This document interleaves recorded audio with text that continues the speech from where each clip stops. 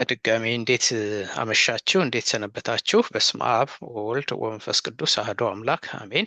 የተወደዳችሁ የእግዚአብሔር ቤተሰቦች፣ የእመቤታችን የቅድስት ድንግል ማርያም የቅዱሳን ሁሉ ወዳጆች እንዴት ሰነበታችሁ? በድጋሚ እግዚአብሔር ለቅዱሳን ይመስገን። ሚስጥሩን የገለጸላቸው አምላካችን እግዚአብሔር ሚስጥሩን እንዲገልጽልን የእመቤታችን ረድኤቷ በረከቷ እንዳይለየን ቅዱስ ፈቃዱ ይሁንልን። አሜን። ይሄን መንፈሳዊ መሪነት ባለፈው እንደዚህ አድርገን ነው ያየነው። ህግ መሰረቱ ባለፈው ያየነው ይሄንን ነው። አንደኛው ህግ ይሄ ነው። አንደኛው ህግ አገልጋይነት የሚለውን ነው ያየነው። በማቴዎስ ወንጌል ምዕራፍ 20 ቁጥር 20 እስከ 28 ያለው የመንፈሳዊ መሪነት አንደኛው ፕሪንሲፕል የሚባለው አሁን ሊደርሺፕ ፕሪንሲፕል እንደሚባለው ሁሉ ሊደርሺፕ በመንፈሳዊ እይታ መንፈሳዊ ክርስቲያናዊ አመራር አንደኛው የሰርቫንት ሊደርሺፕ የሚባለው ጌታችን አምላካችን መድኃኒታችን ኢየሱስ ክርስቶስ የደቀ መዛሙርቱን እግር ዝቅ ብሎ ያጠበበት ያስተማራቸው መሰረቱም ፍጻሜውም ትህትና የሆነ ይሄ ነው። አንደኛው እሱ ነው። ይሄ ነው። ከእናንተ ማንም ፊተኛ ሊሆን የሚወድ የእናንተ ባሪያ ይሁን፣ እንዲሁም የሰው ልጅ ሊያገለግል ነፍሱንም ለብዙዎች ቤዛ ሊሰጥ እንጂ እንዲያገለግሉት አልመጣም። ይሄ የሊደርሺፕ ፕሪንሲፕል በመንፈሳዊ እይታ ምንድን ነው ሲባል አንደኛው መርህ ይሄ ነው።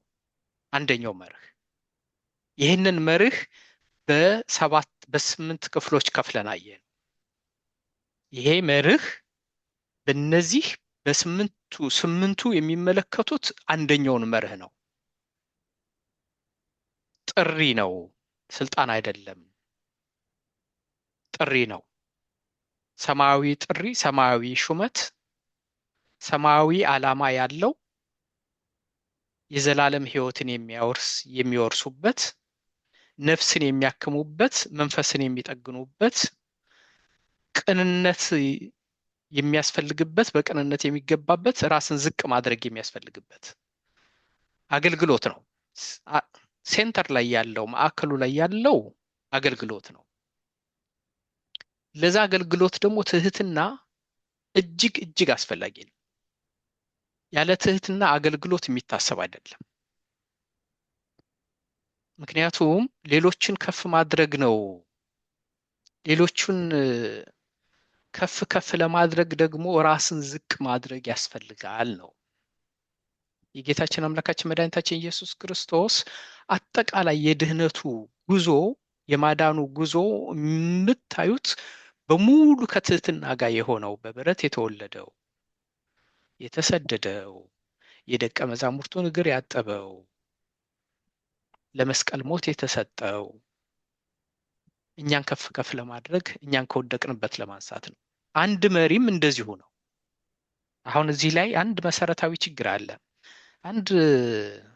እዚህ ላይ ባለፈው ያላየ ነው ላሳያችሁ። ትህትና ማለት ይሄ ነው። እኛ ጋር አንድ መሰረታዊ ችግር ያለው ትህትና መጥፋቱ ብቻ አይደለም። ትህትና መጥፋቱ ብቻ ሳይሆን የውሸት ትህትና ነው የሚበዛው ብዬ ነው የማስበው። እስኪ እሱ ላይ ሀሳብ ልንሰጥ እንችላለን። ትህትና ደካማነት አይደለም። እኔ የዋህ በልቤም ትሁት ሲል ጌታ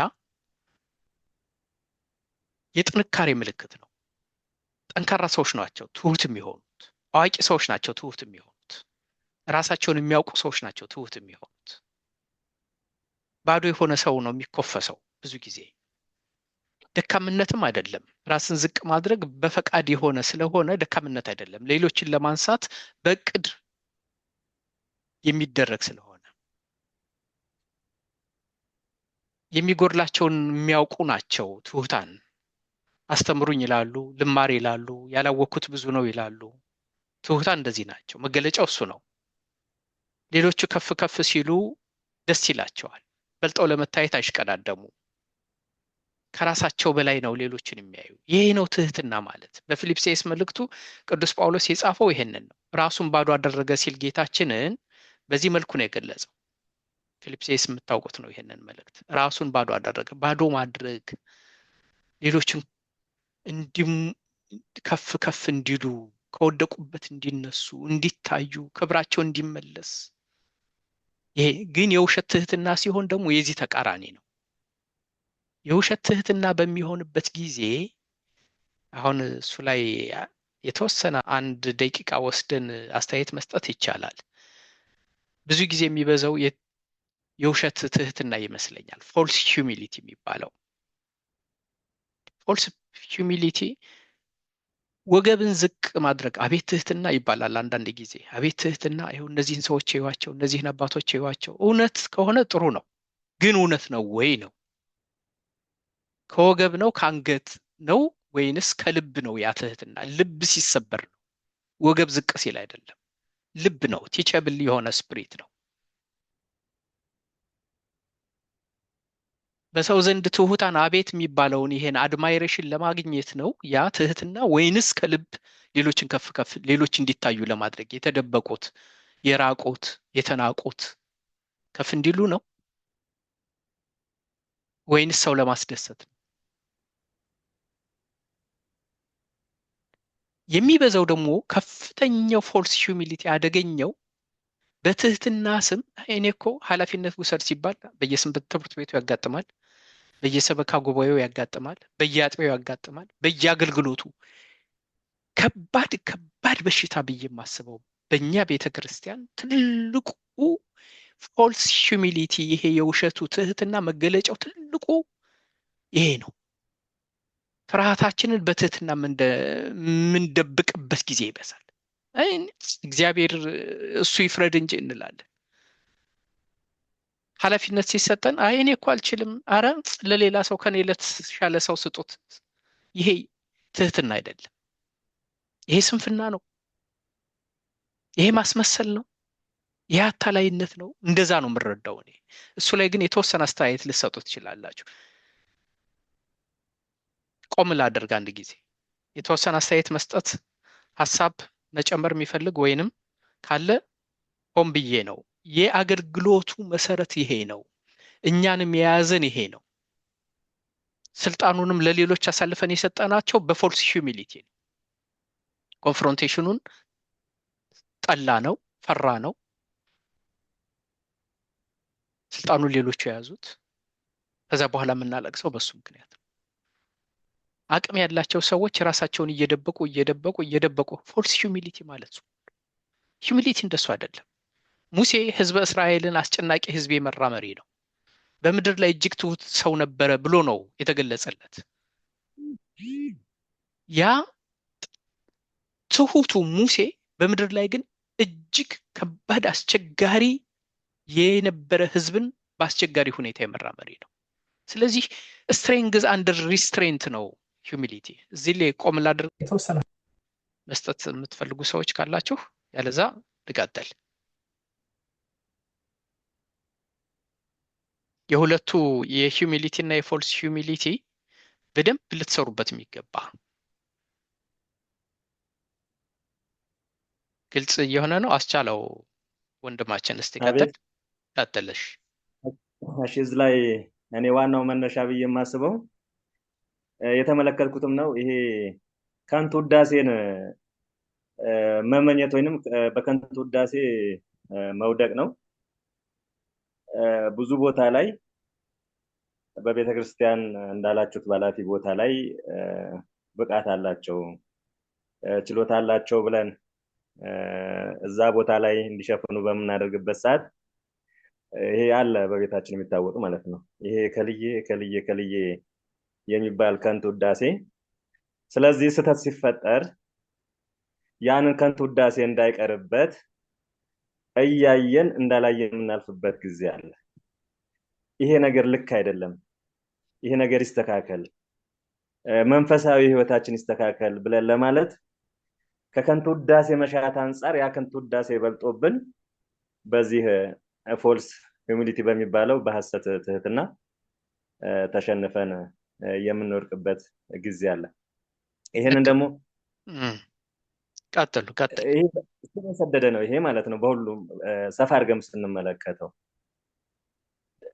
ሌላው ይሄ ምቾትን መፈለግ ነው። ምንም አይነት ወቀሳ ላችን ላይ እንዳይደርስ በቃ ጎመን በጤና የሚባለው አለ አይደለ? ራስን ማግለል አንደኛው ማለት ነው። ራስን ለማግለል እሱ ከማንም ጋር አይነካካም፣ እሱ ጠባያኛ ነው እንዲባል የመፈለግ ሁኔታዎች ይታያሉ። ይሄም ምንድነው የሚያሳየው? ችልተኝነት፣ ከችልተኝነት የመጣ ጠቅላላ ሳደርገው ሌሎቹ ሰዓቱን እንዳልሻማ በቃ ጎመን በጤና የሚለው ነው እዚህ ጋር የሚስማማው ማለት ነው። እኔ ከማንም ጋር አልነካካም፣ በሰላም ገብቼ በሰላም ልውጣ የሚል ኃላፊነትን ለመውሰድ የመሸሽ ነው። ሌሎቹ ድል እንዳልሻማ ይበቃኝ። አዎ እግዚአብሔር ይስጥልን። ይሄንን ነው እያጠቃለልከው የነበረው አስቻለው። በጣም ሁሉንም ነው ያገናኛቸው። ፒፕል ፕሊዚንግ ነው መቼም። ትሁት ሰው ይባልና ሰው ሁሉ የሚወደው ሰው ግን ከእግዚአብሔር ይልቅ ሰውን ማስደሰት ጥረት የሚያደርግ አንዱ አሁን የኛ አሁን አንዱ የዘመናችን መገለጫ እሱ ነው። አቤት ትህትና ይባልለታል። ግን ከእግዚአብሔር ይልቅ ሰውን ማስደሰት ዓላማው ያደረገ አቮይድ ኮንፍሮንቴሽን ያለ ነው። ዮሴፍ ቀጥል እስኪ። እና አገናኝታቸዋል። ይሄ ሲኪንግ አድማይሬሽንም አንድ ላይ ሁሉንም አንድ ላይ ነው የጠቀስካቸው። ዮሴፍ ቀጥል። እግዚአብሔር ይስጥልኝ። እኔ ትህትናን በተመለከተ እንደ ግንዛቤ ማለት የምፈልገው ነገር እውነተኛ ትህትና ታዛዥነት ነው። ምክንያቱም ማንም ይዘዝ ማንም ያ ሰው የሚችለውን የመስራት ያህል የማይችለውን ደግሞ አልችልም የማለት ሁኔታ መሆን አለበት ነው የምለው። አንዳንድ ሰው እውነት ነው ትሁት መስሎ መቼም በአገልግሎት ላይ አንዳንድ ችግሮች አይፈጠሩም አይባልም፣ ይፈጠራሉ። አለመግባባት ይፈጠራል። እንዲሁም ደግሞ በአገልግሎት ውስጥ የተወሰኑ ግጭቶችም ሊፈጠሩ ይችላሉ። ያ ትሁት የሚባለው አካል መጀመሪያ በቃ አካል እንደዚህ አይነት ነው የተባለው ሰው አኩርፎ የመጥፋት ሁኔታ ይታይበታል ማለት ነው። አንዳንድ ቦታ ደግሞ የሆነ አጉል ትሁት መሆን መስራት እየቻለ ማገልገል እየቻለ በራሴው ለምሳሌ በራሴው ስንፍና ትሁት አድርጎ ከአገልግሎት የመውጣት ሁኔታ አለ ማለት ነው። እና እነዚህ ነገሮች ይንጸባረቁብናል በአጠቃላይኛ ላይ ማለት ነው። የማንችለውን እንችላለን ብለን እውነት ትሁት ነን ብለን ለማገልገል መጣርም አስቸጋሪ ነው። ምክንያቱም ዛሬ ደረቁን እንጨት አለምልም ብባል ትሁት ነኝ እሺ ማለቱ በእኔ እምነት በጣም ይከብዳል። እና እኔ እንደኔ በቃ በእኔ በኩል ያለብኝን ድርሻ መወጣት ስችል እውነት ወደኋላ ላለ ማለት ነው በትሁት ሆኖ ለመስራት ነው የምለው ነው የምወስደው።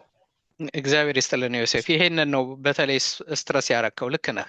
ፑት ዳውን ዋን ሰልፍ ማለት አይ እኔ እኮ እንደው ይገባኛል፣ እንደው እኮ አይገባኝም፣ እኔ አይገባኝም። ግን ይሄ የመክሊቱ ምሳሌም እዚህ ጋር ሊያያዝ ይችላል። በማቴዎስ ወንጌል ምዕራፍ 25 ላይ አንድ መክሊት የተሰጠው ሰው ትሁት እኮ ነው የሚመስለው እኮ ሲያዩት አይደለ? ትሁት ነው የሚመስለው። ትሁት ነው የሚመስለው። ምንድን ነው የሚለው? ያ ሩህሩሁን ጌታ ጨካኝ ያደረገው የእሱን ፍርሃት ለመሸፈን እና ምንድን ነው የሚለው? እንዴ ያጎደልክብኝ የሰጠሁን አጎደልክብኝ ብሎ ቢቀጣኝስ? ፍርሃት ነው ውስጡ ያለው። እና በቤተ ክርስቲያን ውስጥ እኔ ሁለት ነገር ነው እንግዲህ አንዱ ነቢዩ ኤርምያስ እንደሚለው ነው የሰው ልብ እጅግ ተንኮለኛ እጅግ ውስብስብ ነው፣ ማንስ ያውቀዋል ይላል። እና ማንስ ሊያውቀው ይችላል? ትሁት የሚመስሉ ሰዎች አንዳንድ ጊዜ አደገኛ የሚሆኑበትም ጊዜ አለ። እንዲያውም ፊት ለፊት ከሚናገረው ሰው ትሁት መስሎ የጭቃ ሾህ የሚሆንም ሰው አለ። እና አንዱ የሚጠቅመን እነዚህን ሰዎች መለየት ነው አንዱ። እነዚህ ትሁት የሚመስሉ ሰዎች በውስጣቸው ምን ይዘው ነው? ይሄ ማኑፕሌት የሚያደርጉ ሰዎች አንዱ ምክንያት እሱ ነው እና ከዚህም ለመጠበቅም ያስችላል። አንዷን ነጥብ እሷን እንደው በዛው ልያት ብዬ ነው።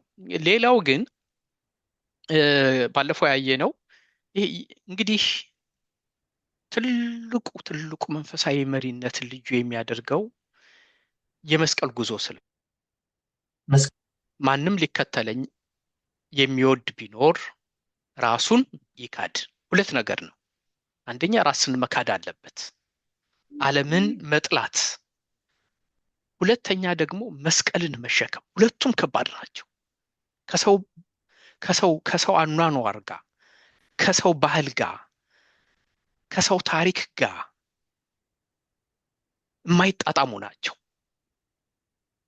ግን መንፈሳዊነት መሪነት ይግድ ይላል እና ያ የመስቀል ጉዞ ነው።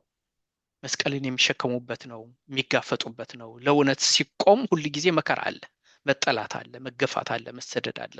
በቅዱሳን ሐዋርያት፣ በሰማዕታቱ፣ በቅዱሳኑ ታሪክ ሁል ጊዜ የምናነበው ቴዎሎጂ ኦፍ ሳፈሪንግ የሚባል አለ። እሱን በደንብ ይዩት።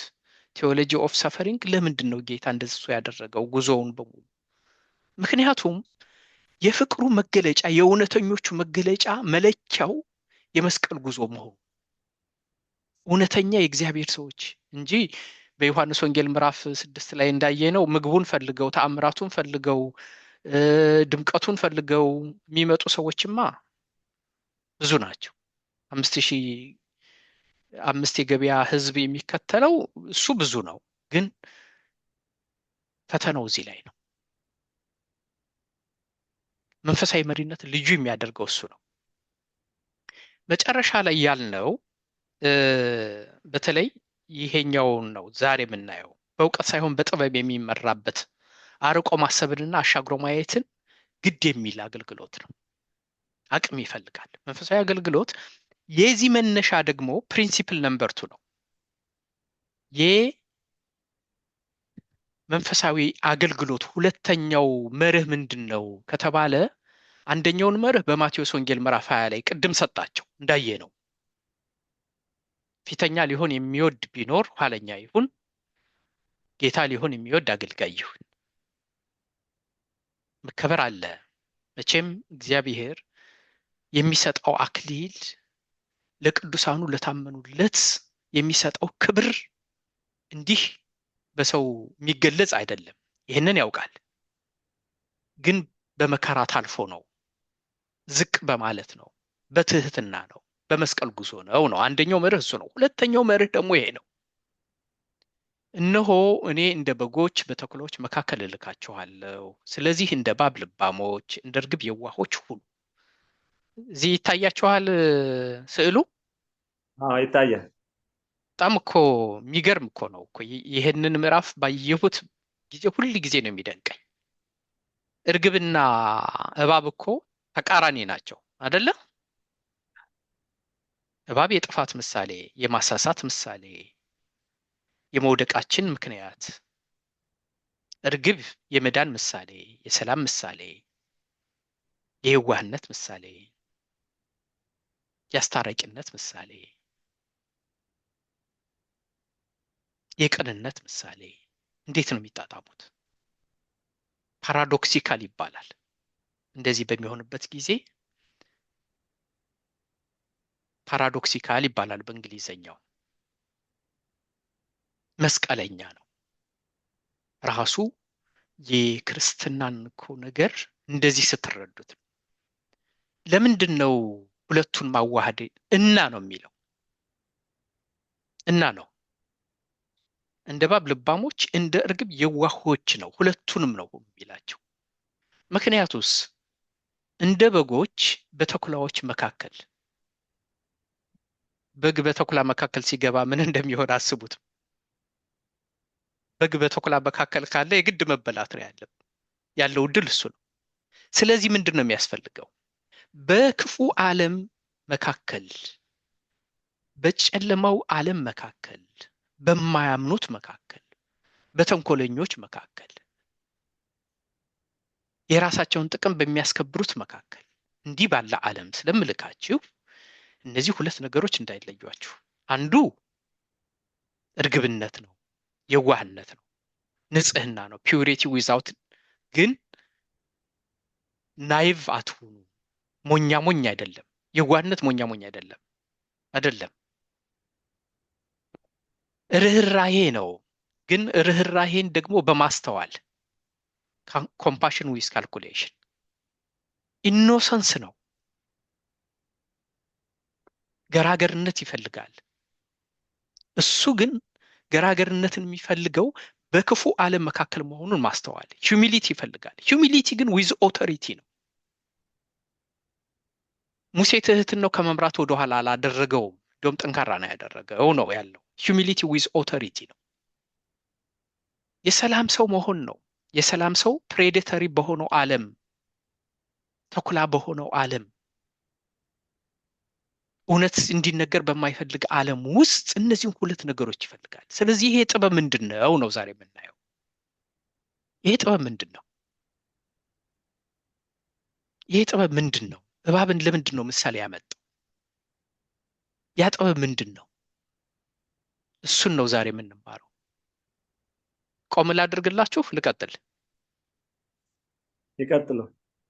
እሺ፣ እንግዲህ ከዚህ ጥበብ ውስጥ በዚህ በመንፈሳዊ መሪነት አንድ ሰው ሊማረው ከሚገባው ለዓለሙም ሁሉ የሚጠቅም ይህንን መንፈሳዊ መሪነትን በምንማማርበት ጊዜ ወደ ዓለሙም ወስዳችሁ ልትጠቀሙበት የምትችሉት ነው።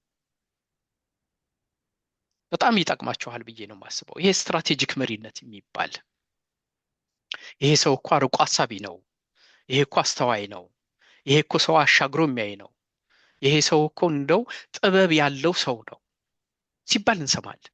አሻግሮ የሚያይ፣ አርቆ የሚያይ፣ ከፊት በፊት ያለውን ብቻ ሳይሆን ወደ ኋላ ያለውንም ማየት የሚችል፣ በትልቁ ማለም የሚችል፣ እነዚህ ሁሉ የስትራቴጂክ መሪነት መገለጫ ናቸው።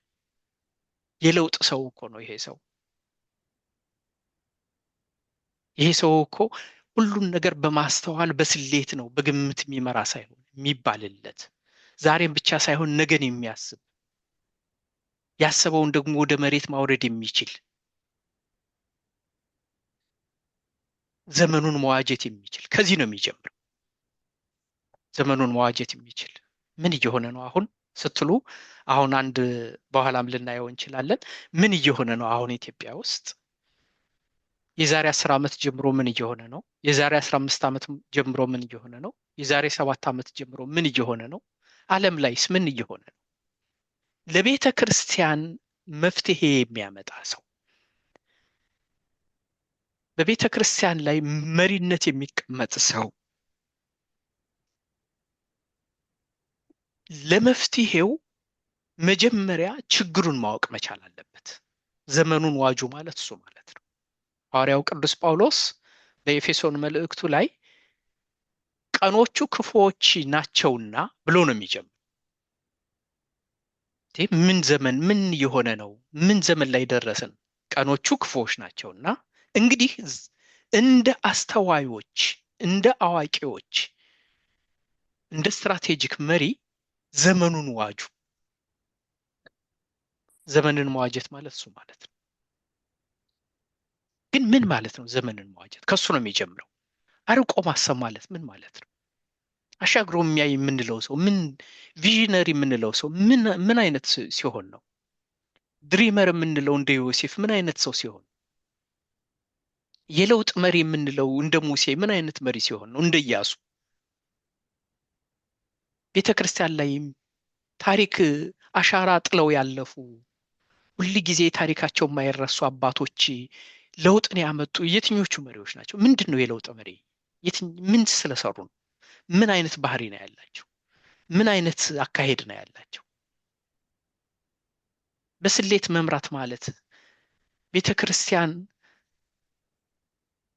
ትኩረት አድርጋ ልትሰራበት የሚገባውን ስራ ለይታ መስራት የምትችለውን ስራ ለይተው የሚያውቁ ሰዎች ምን አይነት ሰዎች ናቸው? እንደ ግለሰብም አንድ ሰው በጣም ስኬታማ ሰው የሚባለው አሁን እናንተ በመሪነት እየጠነከራችሁ ስትሄዱ ትልቁ የመሪነት ስኪል እዚህ ላይ ነው እንደ ሀገርም የወደቅንበት ብዙ ጊዜ ተደጋግሞ ይነሳል። የወደቅንበት ስትራቴጂክ መሪዎችን ማጣታችን ነው። ዛሬን እንጂ ነገን ማየት የማይችሉ ማለት ነው። ስትራቴጂክ መሪ አጣን ማለት በጥቃቅን ጉዳይ የሚጠመዱ እንጂ ትልልቅ ነገርን አሻግረው ማየት የማይችሉ ማለት ነው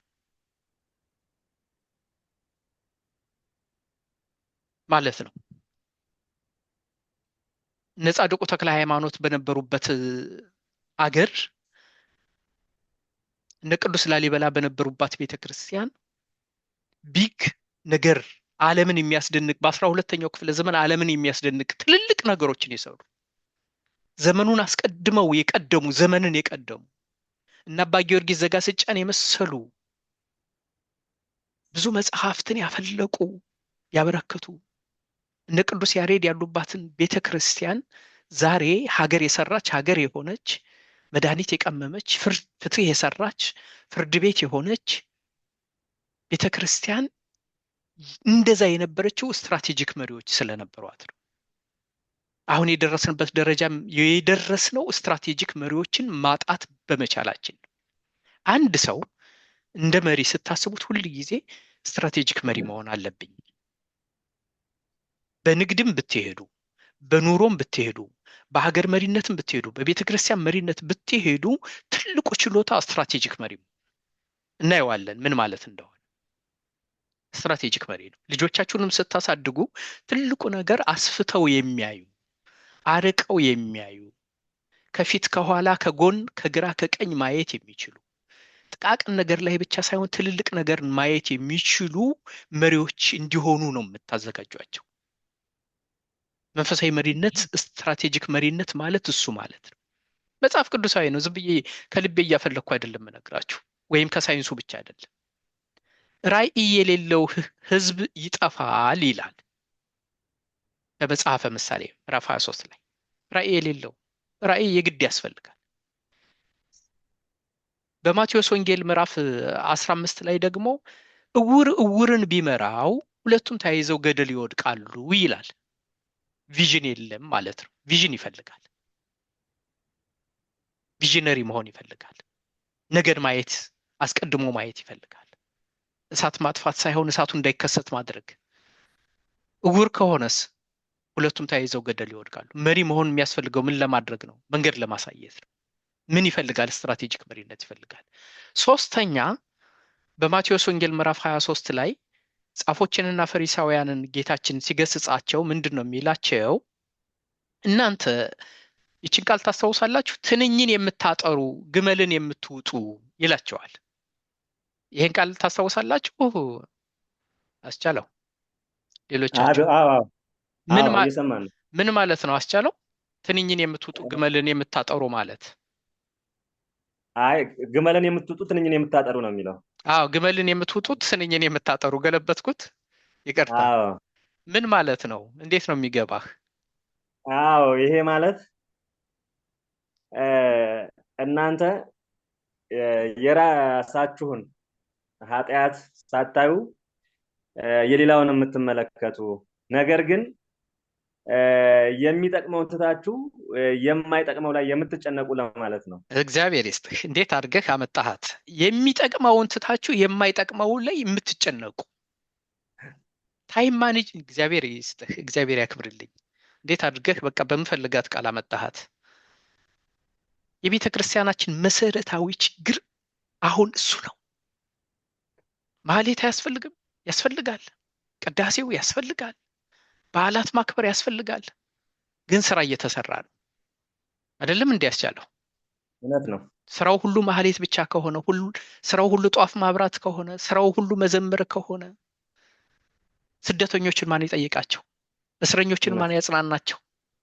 የወደቁትን ማን ያንሳቸው? ወንጌል የተራቡትን ማን ያስተምራቸው? ልማቱን ማን ይስራው? ተርቤ ያላበላችሁኝም አይደል እንደሚለው? ተጠምቼ ያላጠጣችሁኝም አይደል እንደሚለው? ታስሬ ያልጠየቃችሁኝም አይደል እንደሚለው? ትንኝን የምታጠሩ ግመልን የምትውጡ ማለት ይሄ ቢግ ድሪም የላችሁም። ጥቃቅን ጉዳይ ላይ ነው ጊዜያችሁን የምታባክኑት። ቢዚ ነኝ ይላል ሰው፣ ቢዚ ነኝ ይላል፣ ቢዚ ነኝ ይላል። ሁሉም ተጠምዷል፣ ይባዝናል። የምትባዝኑ ደቀ መዛሙርቱን አሳ ሲያጠምዱ ሌሊቱን ሙሉ ሲደክሙ ነበር ያገኛቸው አይደለም? አዎ ግን ምንም አልያዙም። እሱ ማለት ነው መባዘን፣ ግን ምንም ጠብ የሚል ነገር የሌለበት። የሊደርሽፕ ዋናው አስፈላጊነት እዚህ ላይ ነው። ቀኙን ለማሳየት ነው። መረባችሁን በቀኝ ጣሉት ለማለት ነው። ስንት ስራ ይሰራ ነበር። ሰንበት ትምህርት ቤቶች ዛሬ ስንት ስራ መስራት በቻሉ ነበር።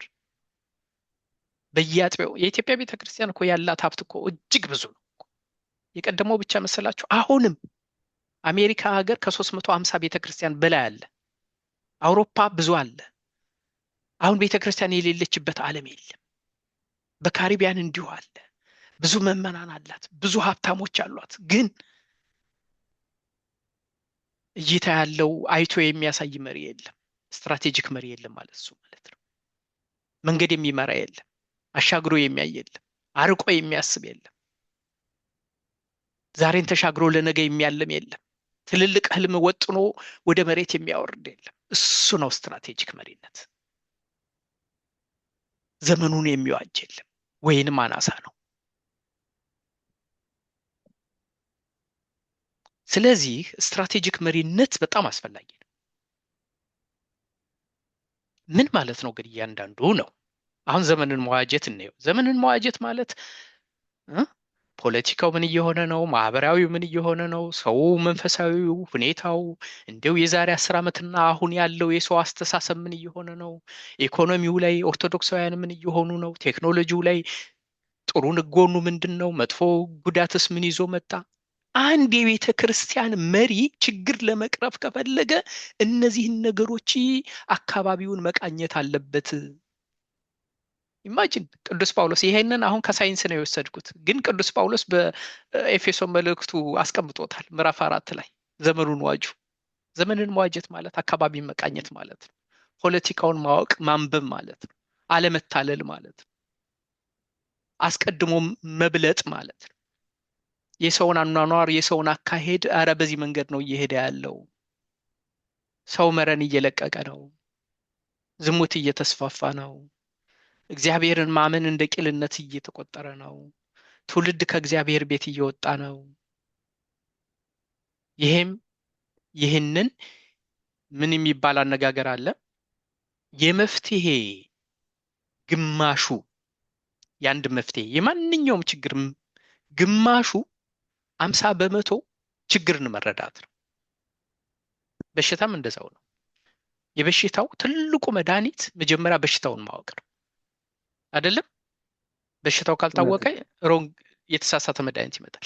ችግርን መረዳት ምንድን ነው? አሁን ቤተክርስቲያን የገጠማት ችግር ቢባል አሁን ከእናንተ እንኳን አንድ 42 ሰው ይታየኛል። አሁን እዚህ ላይ 42ቱን ሰው በጠይቅ 42 መልስ ነው የሚኖረው። እኔ ያለኝ 10% 5% እውቀት ቢሆን ነው። ወንድማችን አስቻለው ያለው 10% ቢሆን ነው። ዮሴፍ ያለው 20% ቢሆን ነው። ወንድማችን ኃይሌ እንደዚሁ። ውይይት ይፈልጋል። ምንድን ነው እየሆነ ያለው? አሁን በዚህ ስዕል ላሳያችሁ። ኤፌሶን ምዕራፍ 5 ነው፣ ይቅርታ ቅድም ምዕራፍ 4 ያልኩት። ቀኖቹ ክፉዎች ናቸውና ዘመኑን ዋጁ። አንድ የቤተ ክርስቲያን መሪ እነዚህን ነገሮች መረዳት መቻል አለበት። አሁን ብዙ ጊዜ አባቶቻችን ካላቸው ቅንነት ካላቸው ትጋት የሚጎድለው አንዱም ይመስለኝ ይሄ ነው፣ መረዳት፣ ዘመኑን መዋጀት። ጥበብ የሚባለው እንደ እባብ ልባሞች የሚለው አንዱ ይሄንን ነው። ምን እየሆነ ነው? ምን እየሆነ ነው? ዓለም ላይ እየሆነ ያለው አሁን ሴኩላሪዝም ምንድን ነው? በቤተ ክርስቲያን ላይ ያመጣው ጣጣ ምንድን ነው? ሴኩላሪዝም ማለት ቢባል ስንት ሰዎች ናቸው መመለስ የሚችሉት? አንድስ ሙሉ ስልጠና የሚፈልግ ነው። ሴኩላሪዝም ምንድን ነው? ሴኩላሪዝም ማለት ሴኩላሪዝም ሲመጣ ቤተ ክርስቲያን በሃይማኖት በመንግስት ላይ፣ መንግስት በሃይማኖት ላይ ጣልቃ አይገባም የሚል ፍልስፍና መጣ። ጥሩ ነው አለ፣ ተቀበሉት። ከዛ በኋላ ምን መጣ? የፖለቲካው ፍልስፍና ሃይማኖት ሆኖ መጣ። ሶሻሊዝም አለ፣ ኮሙኒዝም አለ፣ ራሱ ሃይማኖት ሆነ። ሰውን ከሃይማኖት አስወጡት። በሴኩላሪዝም ሰው ስም የሃይማኖት ትምህርት፣ ግብረ ገብነት ትምህርት ከትምህርት ቤት ወጣ፣ ከቤተሰብ ወጣ። ሰውን ወደ ክህደት መሩት። አያችሁ ሴኩላሪዝም በኢትዮጵያ ላይ ያመጣው ጣጣ። በእኛ ሀገር ሁኔታ ደግሞ ሴኩላሪዝም መንግስት በቤተ ክርስቲያን ጉዳይ ጣልቃ አይገባም፣ ፖለቲካው በመንግስት ላይ ጣልቃ አይገባም ብሎ ህገ መንግስት ላይ ቢያስቀምጡትም እንደገና ለማስመሰል ነው እንጂ ከመንግስት እጃቸውን ማራቅ አልችላሉ። በዚህ የቤተ ክርስቲያን መስቀልቀል ከፖለቲካ የተያያዘ ነው በአብዛኛው በኢትዮጵያ ታሪክ ውስጥ በአብዛኛው። ይሄንን መረዳት ያስፈልጋል። በዚህ አንድ ስልጠና ይፈልጋል። እንዴት አድርጎ ነው የፖለቲካውን እጅ ማሳጠር የሚቻለው? ከቤተ ክርስቲያን ህገ መንግስት ላይ የተጻፈው እንዲከበር ማድረግ የሚቻለው እንዴት ነው? ሰንበት ትምህርት ቤቶች ሊወያዩበት የሚገባ የነበረው ይሄ ሀሳብ ነው። ሰበካ ጉባኤ የሚወያዩበት አንዱ ይሄ ሀሳብ ነው። ማህበራት የሚወያዩበት አንዱ ይሄ ሀሳብ ነው። አባቶቻችን በቅዱስ ሲኖዶስ የሚወያዩበት ይሄ ሀሳብ ነው። እንዴት አድርጎ ነው ቤተ ክርስቲያን ገለልተኛ እንድትሆን ማድረግ የሚቻለው? የቄሳርን ለቄሳር የእግዚአብሔርን ለእግዚአብሔር ማድረግ የሚቻለው? ግን ሀሳቡን መረዳት ያስፈልጋል። የተንኮሉን አመጣጥ መረዳት ያስፈልጋል። ሀሳቡን መተንተን ያስፈልጋል። በባለሙያ ጥናት ሊደረግበት ይገባል። ስልጠና ያስፈልገዋል። ሁለተኛው አለፍ አለፍ እያልኩኝ ነው። ይሄ የምናየው ስስት፣ የምናየው ስግብግብነት፣ የስኬት መለኪያው ዛሬ አባኮ ያላቸው ፎቅ የሚባልበት ዘመን ተደርሷል። አባከሌ እኮ የሚነዱት መኪና መባል ተጀምሯል። ዓለምስ ከስስት ላይ ስስት ከስስት ላይ ስስት እየጨመረ ከራስ ወዳድነት ላይ ራስ ወዳድነት እየጨመረ ሀብት በጥቂቶች እጅ እየገባ ድሆች የበለጠ እየደህዩ የሚታይበት ዓለም ነው። ይሄ ማቴሪያሊዝም የሚባል ሰውን በማስታወቂያ እያደነዘዙት የማይፈልገውን እንዲገዛ እያደረጉት፣ እሱ ደግሞ ኮንሱመሪዝም ይባላል። በአሜሪካ አብዛኛው ሀብት ያለው በ1% ነው። ከ199 ሳይሆኑ ያላቸው ሀብቱ 1% ናቸው። የዛሬ 100 ዓመት እኮ አንድ ሀብታምና ድሃ የነበራቸው ልዩነት ቢያንስ ያኛው 1 ሚሊዮን አለው ይሄኛው 20 ሺህ አለው ነበር የሚባለው። አሁን ግማሽ ትሪሊየን ደርሰዋል። ትልቁ ሀብታም፣ ድሃው ደግሞ በድህነት ይኖራል። በአሁኗ ኢትዮጵያ ምንድን ነው እየሆነ ያለው? ከኦርቶዶክሳውያንም አሁን በኢትዮጵያ ታሪክ አሁን ባለች ኢትዮጵያ ውስጥ የበለጠ ድህነት የሚታየው በማን ነው? በቁጥር ደረጃ ብዙ ኦርቶዶክሳውያን ሀብታሞች አሉ፣ እሱን አላጣሁትም። ግን ብዙ ድሆች ደግሞ ያሉት ኦርቶዶክሳውያን ውስጥ ነው። ሀብቱ የት ጋር ነው ያለው? ሌሎቹ ጋር ነው። እዚህ ላይ የኢኮኖሚ ድህነት የመንፈስን ድህነት ያመጣል። የስግብግብነት ደግሞ የመንፈሳዊ ድህነትን ያመጣል። ሁለቱንም ማየት ያስፈልጋል። ገንዘብ አያስፈልግም አይደለም፣ ያስፈልጋል። ያለ ገንዘብ ስራ አይሰራም። ራስን ማጠናከር ያስፈልጋል። በቅቶ መገኘት ያስፈልጋል።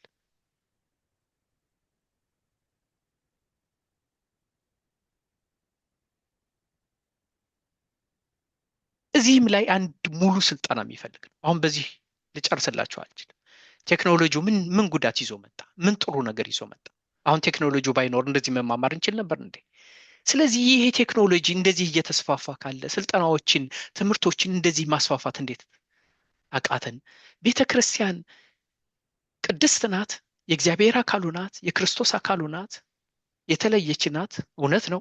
ግን ቴክኖሎጂን ደግሞ እንዳግባቡ ከመጠቀም የሚያገዳት ነገር የለም። እንደ ዘመኑ ደግሞ አሰራሯን ሃይማኖት ነው እንጂ የማይቀየረው የማይከለሰው የማይበረዘው አሰራር ይሻሻላል። ስራን የሚያፋጥን መንገድ ቴክኖሎጂ አሰራር መጠቀም ደግሞ ግድ ነው። ዓለም የደረሰበት ደረጃ ዘመኑን ዋጁ ማለት እሱ ማለት ነው። ዘመንን መዋጀት። ዘመኑን መዋጀት ግን ምን ይፈልጋል? ዘመኑን የዋጁ አገልጋዮችንም ይፈልጋል። ግን ቤተክርስቲያን ዘመኑን የዋጁ አገልጋዮችን ማፍራት ችላለች ወይ? አልቻለችም። ለምን? ዘመኑን ለማፍራት የሚያስችል ተቋም የት አላት? የአብነት ትምህርት ቤት እኮ በ16ኛው ክፍለ ዘመን፣ በ17ኛው ክፍለ ዘመን፣ በ18ኛው ክፍለ ዘመን እንደነበረ ነው።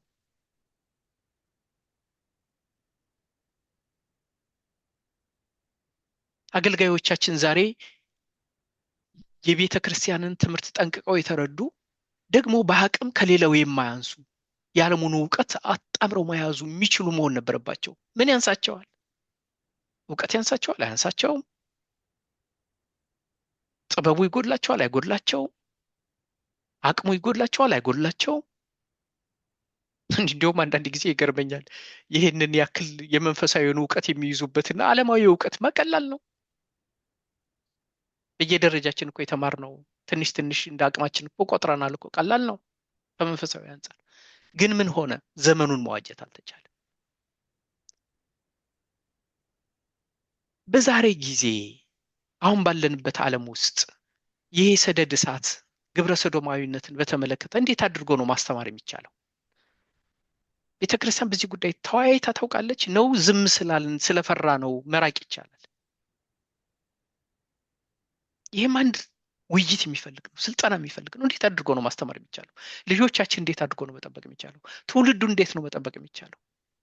ምንድን ነው አደጋው? ከየት ነው የመጣው? ወዴት እየሄደ ነው? ዓለም የደረሰበት ደረጃ ምን ይመስላል? ጥናት፣ ውይይት፣ ስልጠና ይፈልጋል። አልሰማማ ላይም ስላልን ከችግሩ ማምለጥ አይቻልም። ሱስ በየቤቱ ምንድን ነው እየሆነ ያለው? አሁን በዓለም ላይ በጣም ዓለም እየተቸገረበት ያለው ሁኔታ ሱስ ነው። ድራግ የሚሉት ነገር ነው። ሰክሯል ዓለም። ብቸኝነት በተሰማው ቁጥር፣ የእግዚአብሔር ሰላም በራቀው ቁጥር፣ ፍርሃት በተሰማው ቁጥር ራሱን ልክ አዳም ወዴት ነህ ባለው ጊዜ ሂዶ ነበር የተደበቀው። የሰው ልጅ አሁን ያንን ነው እየደገመ ያለው። የእግዚአብሔር ጥሪ በመጣ ቁጥር ሂዶ የሚደበቀው ሱስ ላይ ነው፣ መጠጥ ላይ ነው፣ ጫት ላይ ነው፣ አደንዛዥ ዕፅ ላይ ነው። ልጆቻችንን ምዕመናኖቻችን የሚነጥቅብን በአብዛኛው ኦርቶዶክሳውያን ናቸው ተጠቂ የሚሆኑት። እንዴት አድርጎ ነው ማዳን የሚቻለው? ምን ትምህርት ነው መስጠት የሚቻለው? ይህም ስልጠና ይፈልጋል። ከሁሉም አሁን እነዚህ ናቸው ስፒሪቹዋል ኖት ሪሊጂየስ የሚባል አሁን በዚህ ዓለም ላይ በጣም አስፈሪ ሁኔታ እየመጣ ነው። ኢትዮጵያም ውስጥ እያያችሁት ነው። አንዱ ምን የሚል ይሄ ትውልዱ ምን አይነት ሃይማኖተኛም ነኝ ማለት ይፈልጋል፣ ከእግዚአብሔርም ይርቃል። ግን ሃይማኖቱን በመሰለው በራሱ መልኩ እየበየነ ዲፋይን እያደረገ መምጣት ፈለገ። ደግሞ አንዳንድ ጊዜ ምን ይሏችኋል? አሁን እዚህ ውጭ ሀገር እየተስፋፋ ያለ ነገር መንፈሳዊ ነህ ስትሉት አዎ መንፈሳዊ ነኝ። የት ቤተክርስቲያን ነው የምትሄደው? አይ አልሄድም። ደግሞ እኮ ካቶሊክ፣ ፕሮቴስታንት፣ ኦርቶዶክስ ማለት አያስፈልግም፣ ከእግዚአብሔር ጋር ያገናኛል። ዮጋውንም ይቀላቅላል።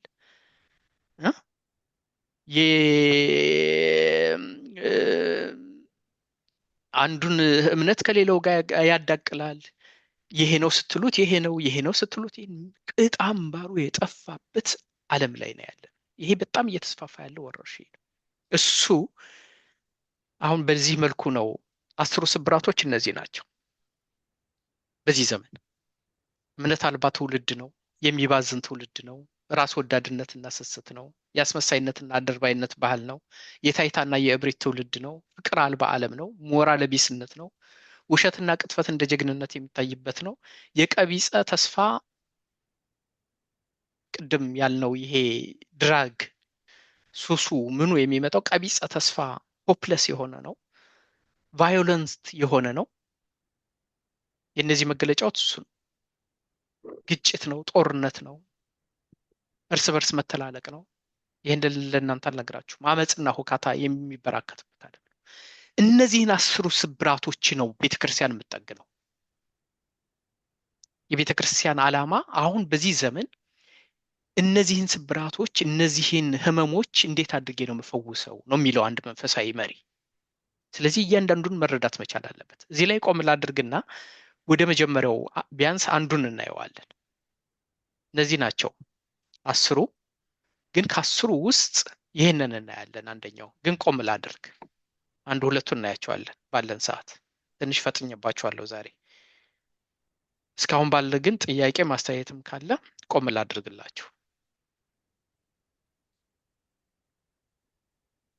ወደ ስዕሉ ልውሰዳችሁ ነው ወደዚህኛው ላምጣችሁ? እነዚህን ስዕሎች የሚገልጻቸው ይሄ ነው።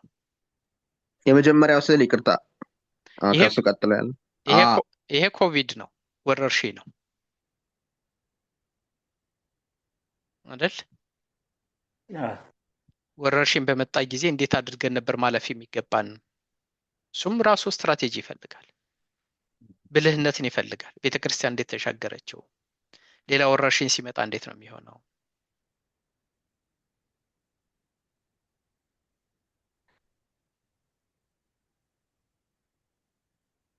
ሶሻል ሚዲያ እንዴት አድርጎ ነው? ሶሻል ሚዲያ ምን ጥቅም ይዞ መጣ? ምን ጉዳት ይዞ መጣ? ወጣቶቻችን ምንድን ነው በሶሻል ሚዲያ ውስጥ እያደረጉ ያሉት? እንዴት አድርጎ ነው ያንን ሶሻል ሚዲያ ለጥቅም ለመንፈሳዊነት መጠቀም የሚቻለው? እንዴት አድርጎ ነው ከጥፋት መከላከል የሚቻለው? ግሎባላይዜሽን ሉላዊነት የሚባለው ምን ጣጣ ይዞ ነው የመጣው? ዛሬ አሜሪካ የተሰራው የታየው ክፉ ነገር ሳይውል ሳያድር ነው ኢትዮጵያ ላይ ከች የሚለው። እሱ ነው ግሎባላይዜሽን ማለት። የዓለሙ ተጽዕኖ ስስቱ ነው እኮ የመጣው እኮ። አባቶቻችን እኮ እንደሱ አልነበሩም። ዓለም ላይ ያዩትን ስስት፣ ዓለም ላይ ያዩትን ስርቆት አሁን እየተተገበረ ነው።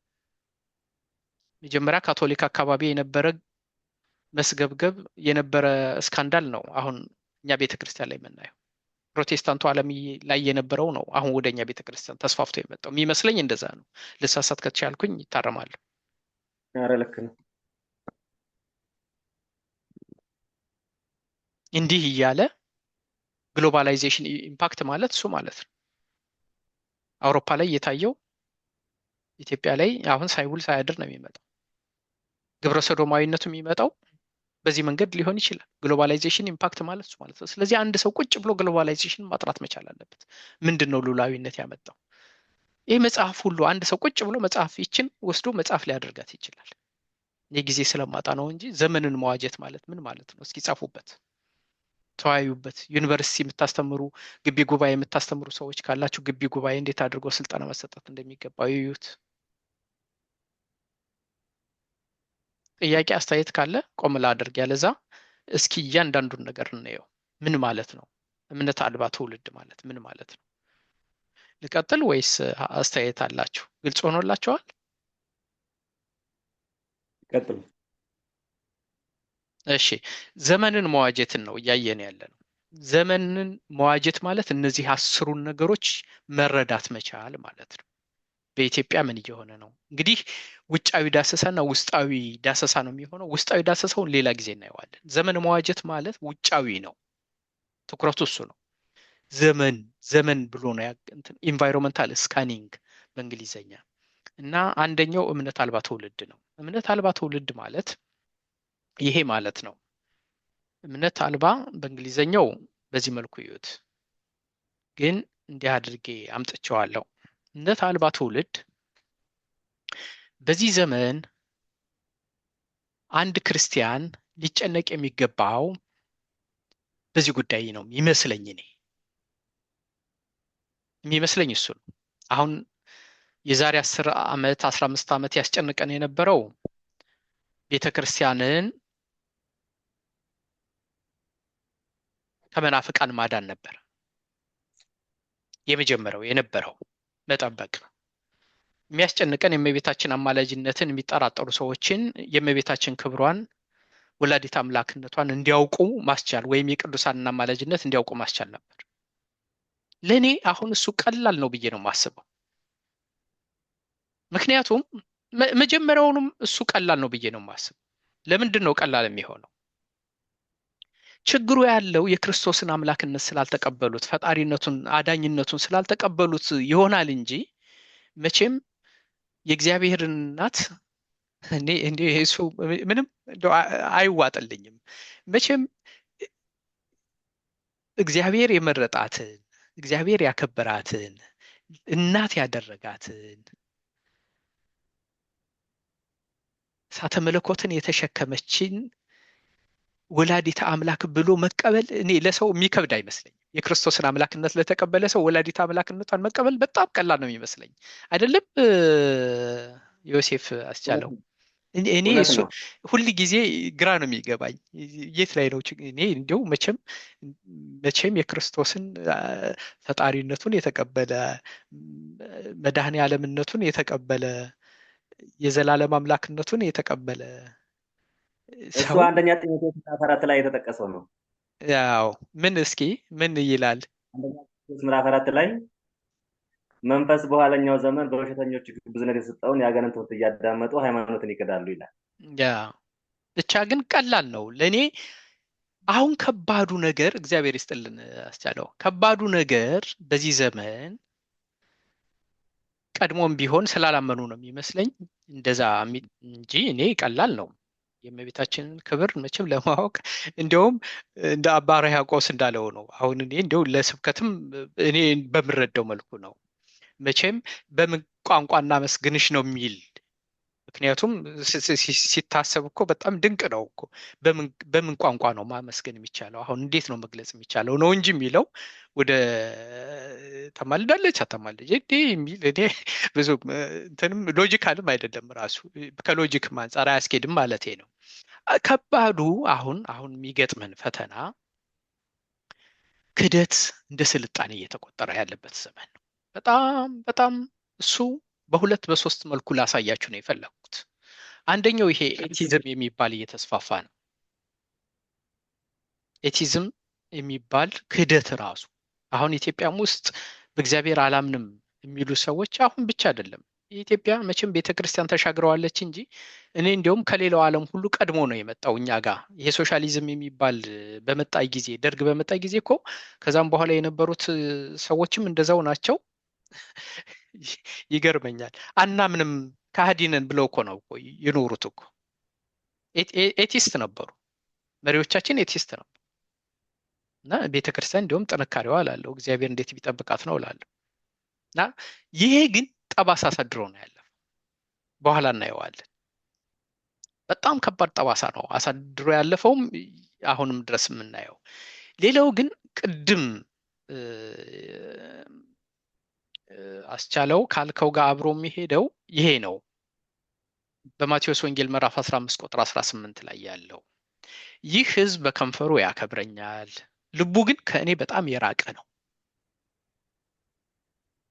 ይዩት፣ በደንብ ይዩት።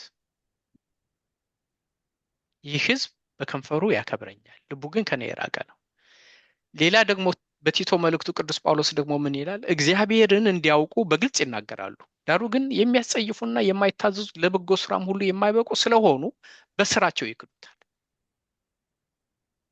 ጌታ ሆይ ታምራትን በስምህ አድርገን ይሉታል እኮ። አሁን ያለው ችግር ይሄ ነው። አንድ ጊዜ የብልጽግና ወንጌል እኔ እምነቱ ምን ጠለቅ ብዬ አላውቀውም፣ ግን በራሱ አስተሳሰቡ ግን ከወንጌል ጋር አይሄድም። ወንጌል የመስቀል ነው፣ የመስቀል ጉዞ ነው እንጂ ምቾት ብቻ አይደለም፣ ብልጽግና ብቻ አይደለም፣ በረከት ብቻ አይደለም፣ መከራ መስቀልም ነው። ይህንን በምንም ክርስትናን አውቃለሁ የሚል ሰው ገባኝ፣ ትንሽ እንኳን ገባኝ የሚል ሰው ክርስትና መከራ መስቀል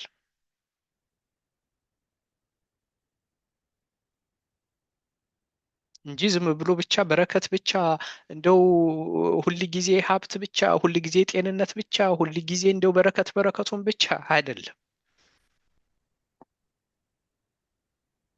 እሱ የሚጨመር ነው። ከሱ በፊት ግን መከራ መስቀል አለ።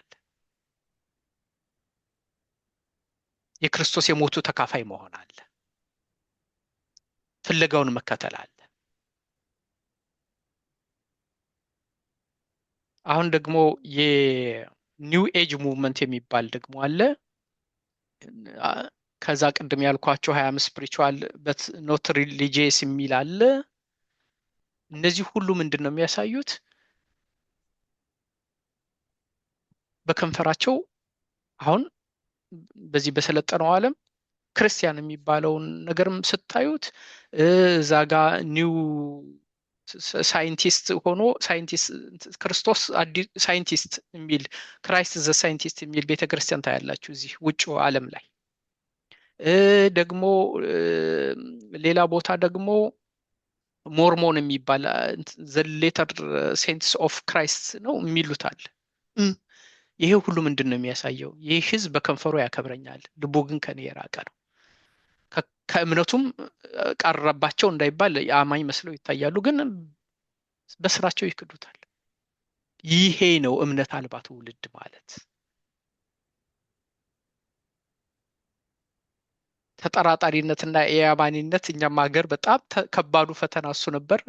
ማህበረ ቅዱሳን በዚህ መቼም ትልቁን ስራ የሰራ የሚመስለኝ። ያኔ የተማረ የሚባለው እኮ ትውልድ እኮ ወይም ተጠራጣሪ ነው ወይንም ደግሞ የፕሮቴስታንት እምነት ተከታይ ነው እንጂ ኦርቶዶክስ ሆኖ እኮ መቼም ያን ጊዜ እንደ እንትን ነበር የሚታየው።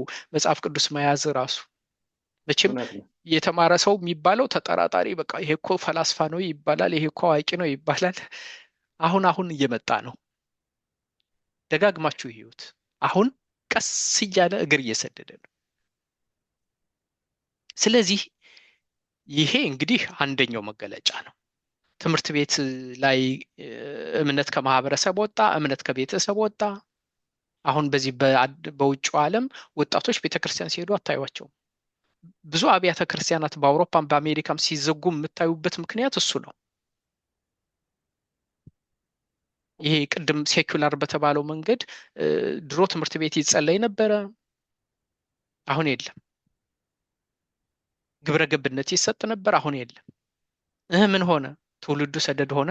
እንደገና ጨነቃቸው። አሁን ድራግ ያስጨንቃቸው ጀመረ። ትውልዱ ተቀበዘበዘ። ከዚህ እንዴት ነው መዳን የሚቻለው? እኛስ ይሄ ፈተና ያጋጥመንም ወይ ነው? አጋጥሞናል ኦልሬዲ፣ በኋላ ልንወያይበት የምንችል። በሌላው ግን ፌዝለስ ጄኔሬሽን የሚባለው ደግሞ ከሁሉም ደግሞ ይሄ ነው። የእምነት አይነቶች እነዚህ ናቸው። የከንፈር አሁን የሽንገላ ነው እንጂ ከልቡ የሚያምነው ስንት ነው። ይሄ ኮንዲሽናል ፌዝ፣ ቅድም አሁን የብልጽግና ወንጌል የምላችሁ ኮንዲሽናል ፌዝ ነው የሚባለው። ይህንን ካደረግልኝ ይሄን አደርግልሃለሁ ተብሎ ነገር አለ እንዴ? አበርክተህ ካበላኸኝ ዳቦን እከተልሃለሁ፣ ብሩን ባንክ ውስጥ ካበረከትክልኝ አመልክሃለሁ፣ እንደዚህ ብሎ ነገር አለ እንዴ? ኮንዲሽናል ፌዝ ይሄ ነው እንደ እምነት። ሻሎ ፌዝ አሁን የሚበዛው እኛም ኦርቶዶክሳውያን ውስጥ ይሄ በቃ አንዱ ባህታዊ ሲሄድ አብሮ ይከተላል፣ አንደኛው አጥማቂ ነኝ ሲል አብሮ ይነጉዳል። ዛሬ ደግሞ በቃ ካልመነንኩ ይላል፣ ነገ ስታዩት ደግሞ ጫት ቤት ታገኙታላችሁ። ሻሎ ፌዝ የሚባለው እሱ ማለት ነው። ዘሩን ሊዘራ ወጣ ይልና አንደኛው በመንገድ ዳር ነው የወደቀው ይላል። በመንገድ ዳር የሚወድቀው በቃ የሆነ በዓላ ሲከበር አጨናንቆት ጧፍ እያበራ ታዩታላችሁ። በኋላ ግን ቤተክርስቲያን እንዲሆነች ሲባል የለም፣ ድሆች ሲባል የለም፣ ስደተኞች ላይ ሲባል የለም፣ ስራ ሲባል የለም። ዛሬ በቃ በጣም እንዲህ አይነት ሰው፣ ኧረ እባክህ እንደው ጾሙ በቃ እንደው 12 ሰዓትማ እኮ በዛብህ ይባላል።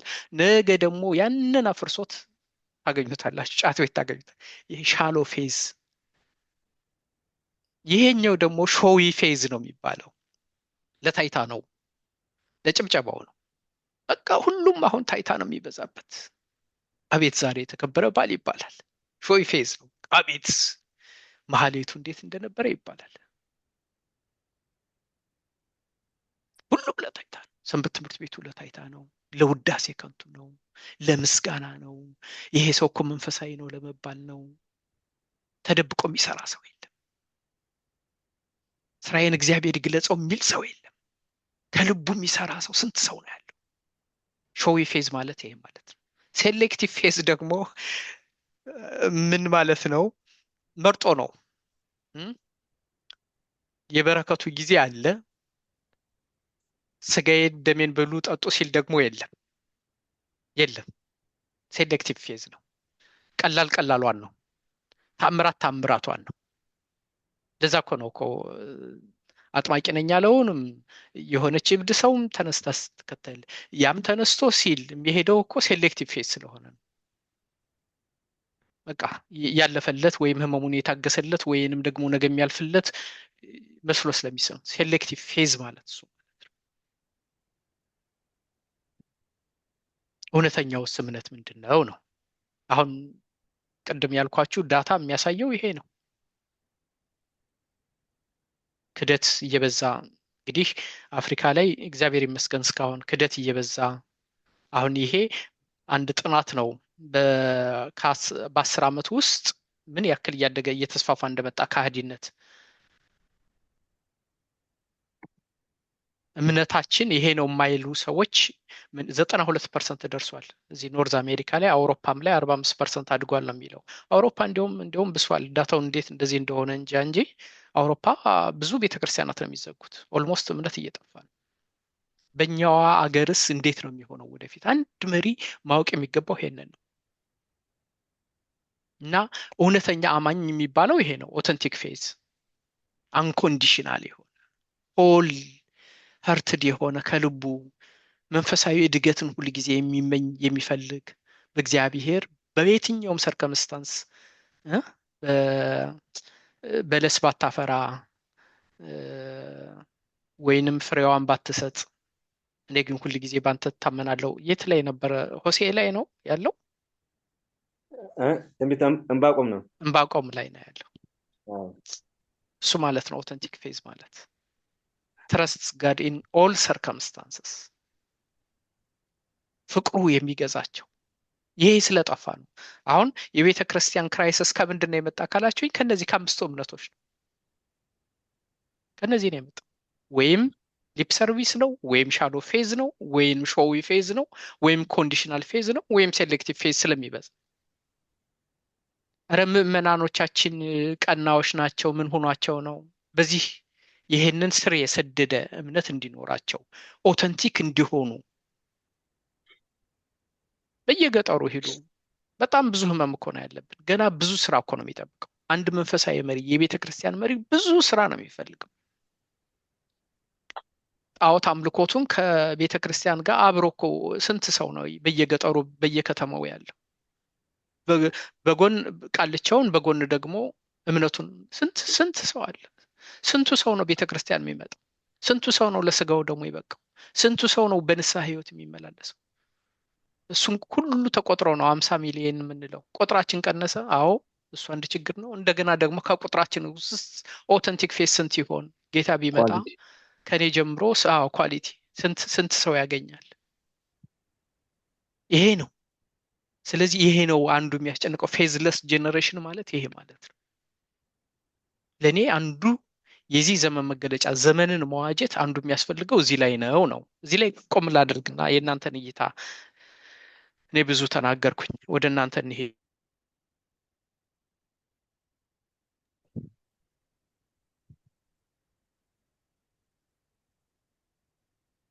አንድ 20 ደቂቃ ነው የሚቀረን። የእናንተ ውይይት ይኖርበት። ሌላውን ደግሞ በእነዚህ 10 በየራሳቸው በደንብ ጥልቀት ተይዘው የሚሰሩ ስራዎች ናቸው። ለዛ ነው እንደዚህ የሄድኩት። ቀጥሉ እናንተ። ዛሬ ዝምታ በዝቷል። ውይይት ሲኖር ነው የበለጠ የሚዳብረው።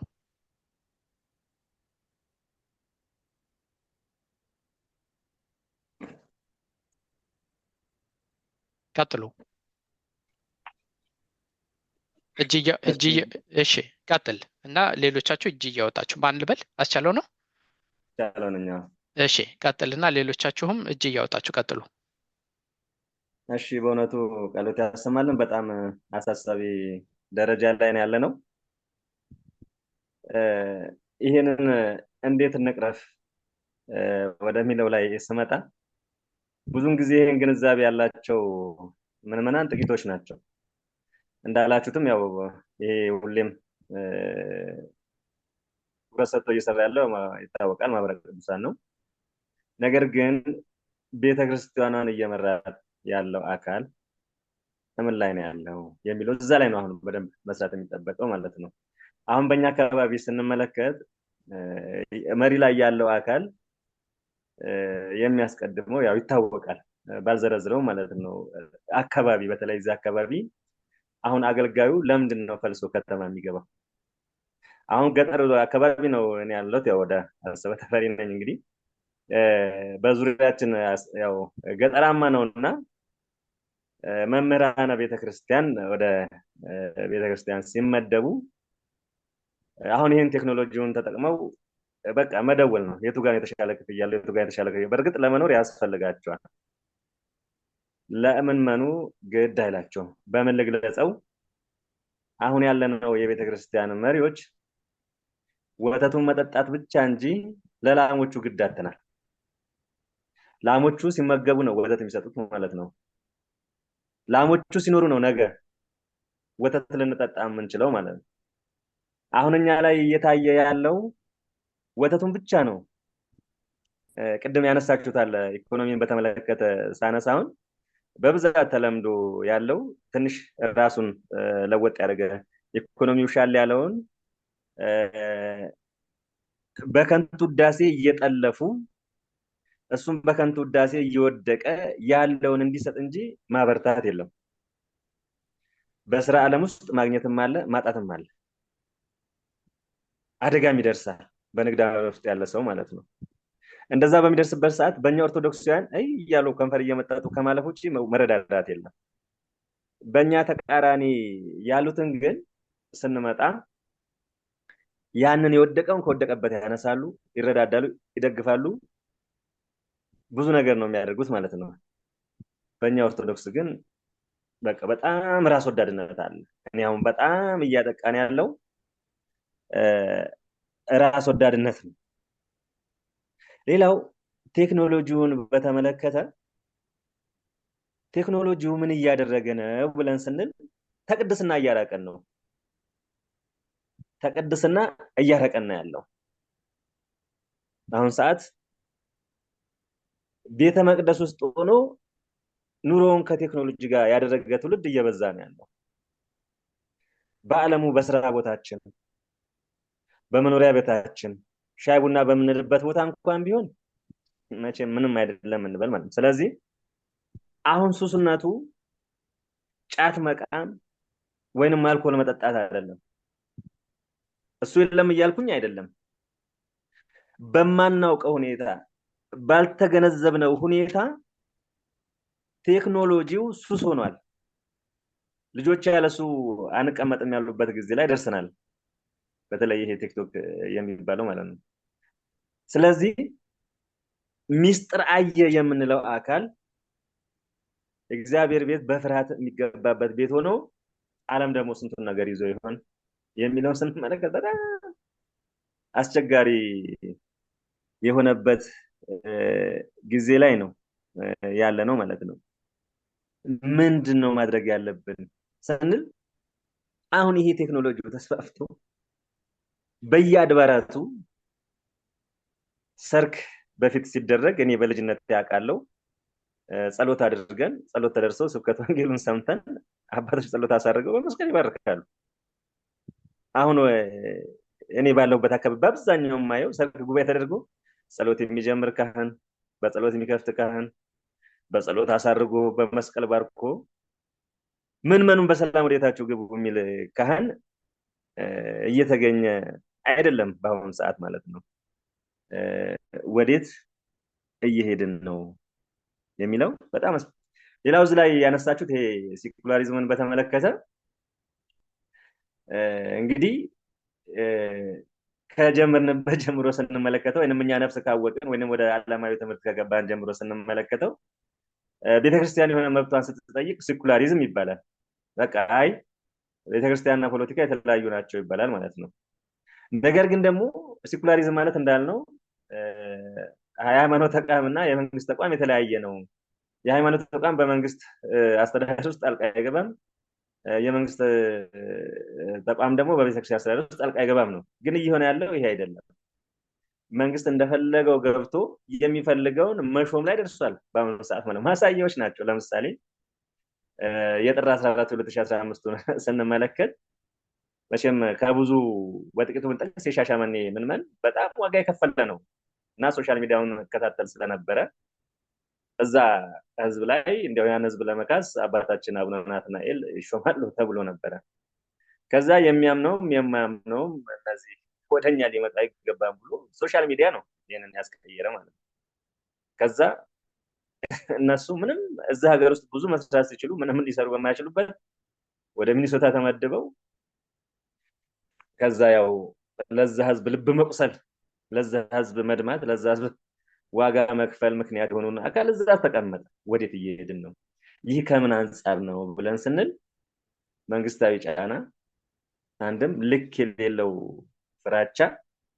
እኔ እንጃ ይቅርታ አድርጉልኝና ብዙውን ጊዜ እንዲህ ያሉ ነገሮች ውስጥ እንትን በሚሉ ሰዓት ታላላቅ ወንድሞቼን ወደ ማዕከልም ወደ ዋና ማዕከልም ሳማክል ዝም በሉ፣ እኛ በመንፈስ ቅዱስ ከሚመሩ አባቶች የበለጠ አናውቅም፣ እስቲ ዝም በሉ እግዚአብሔር ያውቃል የሚባልበት ሁኔታዎች ናቸው ያሉትና ታዲያ ከዚህ ከአናቱ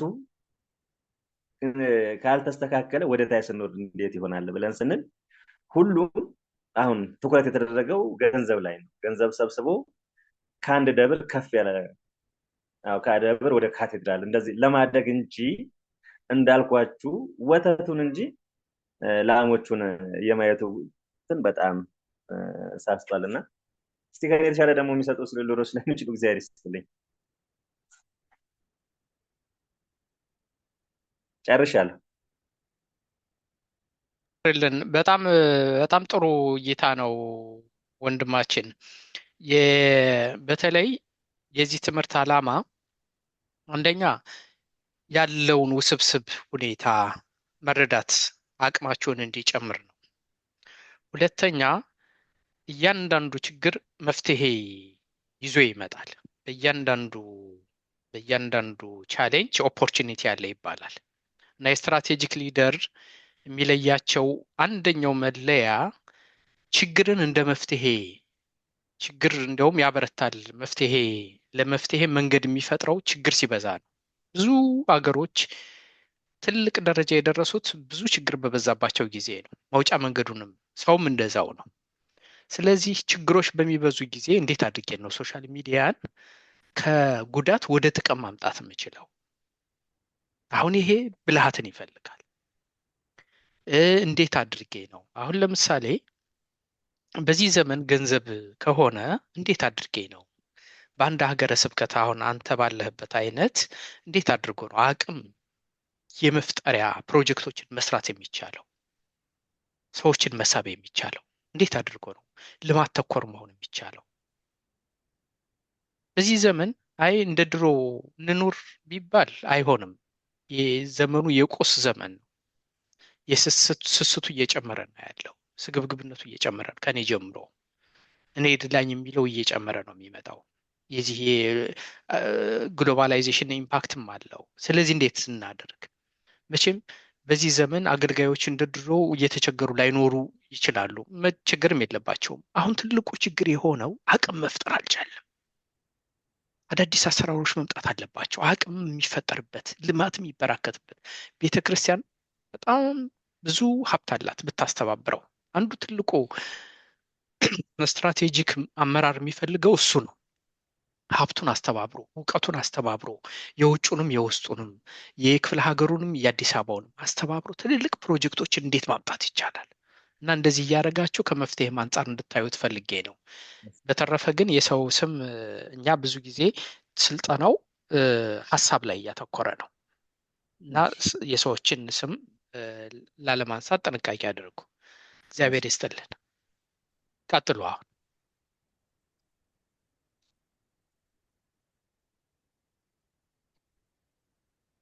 ሌሎቻችሁስ? እሺ ናሆም ቀጥል። እሺ መምህር እንዴት አመሻችሁ? እግዚአብሔር ይመስገን። አመሰግናለሁ ስለተሰጠኝ። አንቱ ልበል አንተ ልበል? አንተ። እሺ ናሆም ቀጥልሽ። አመሰግናለሁ። ናሆም ከድሬዳዋ። እሺ ድሬዳዋ ማዕከል ህዝብ ግንኙነት አገልግሎት ላይ እንዲሁ በሰንበት ቤትም ወተሰማይ ቅድስት ማርያም እሳተፋለሁና ቅን ይሄ አካዳሚ ማመስገን እፈልጋለሁ።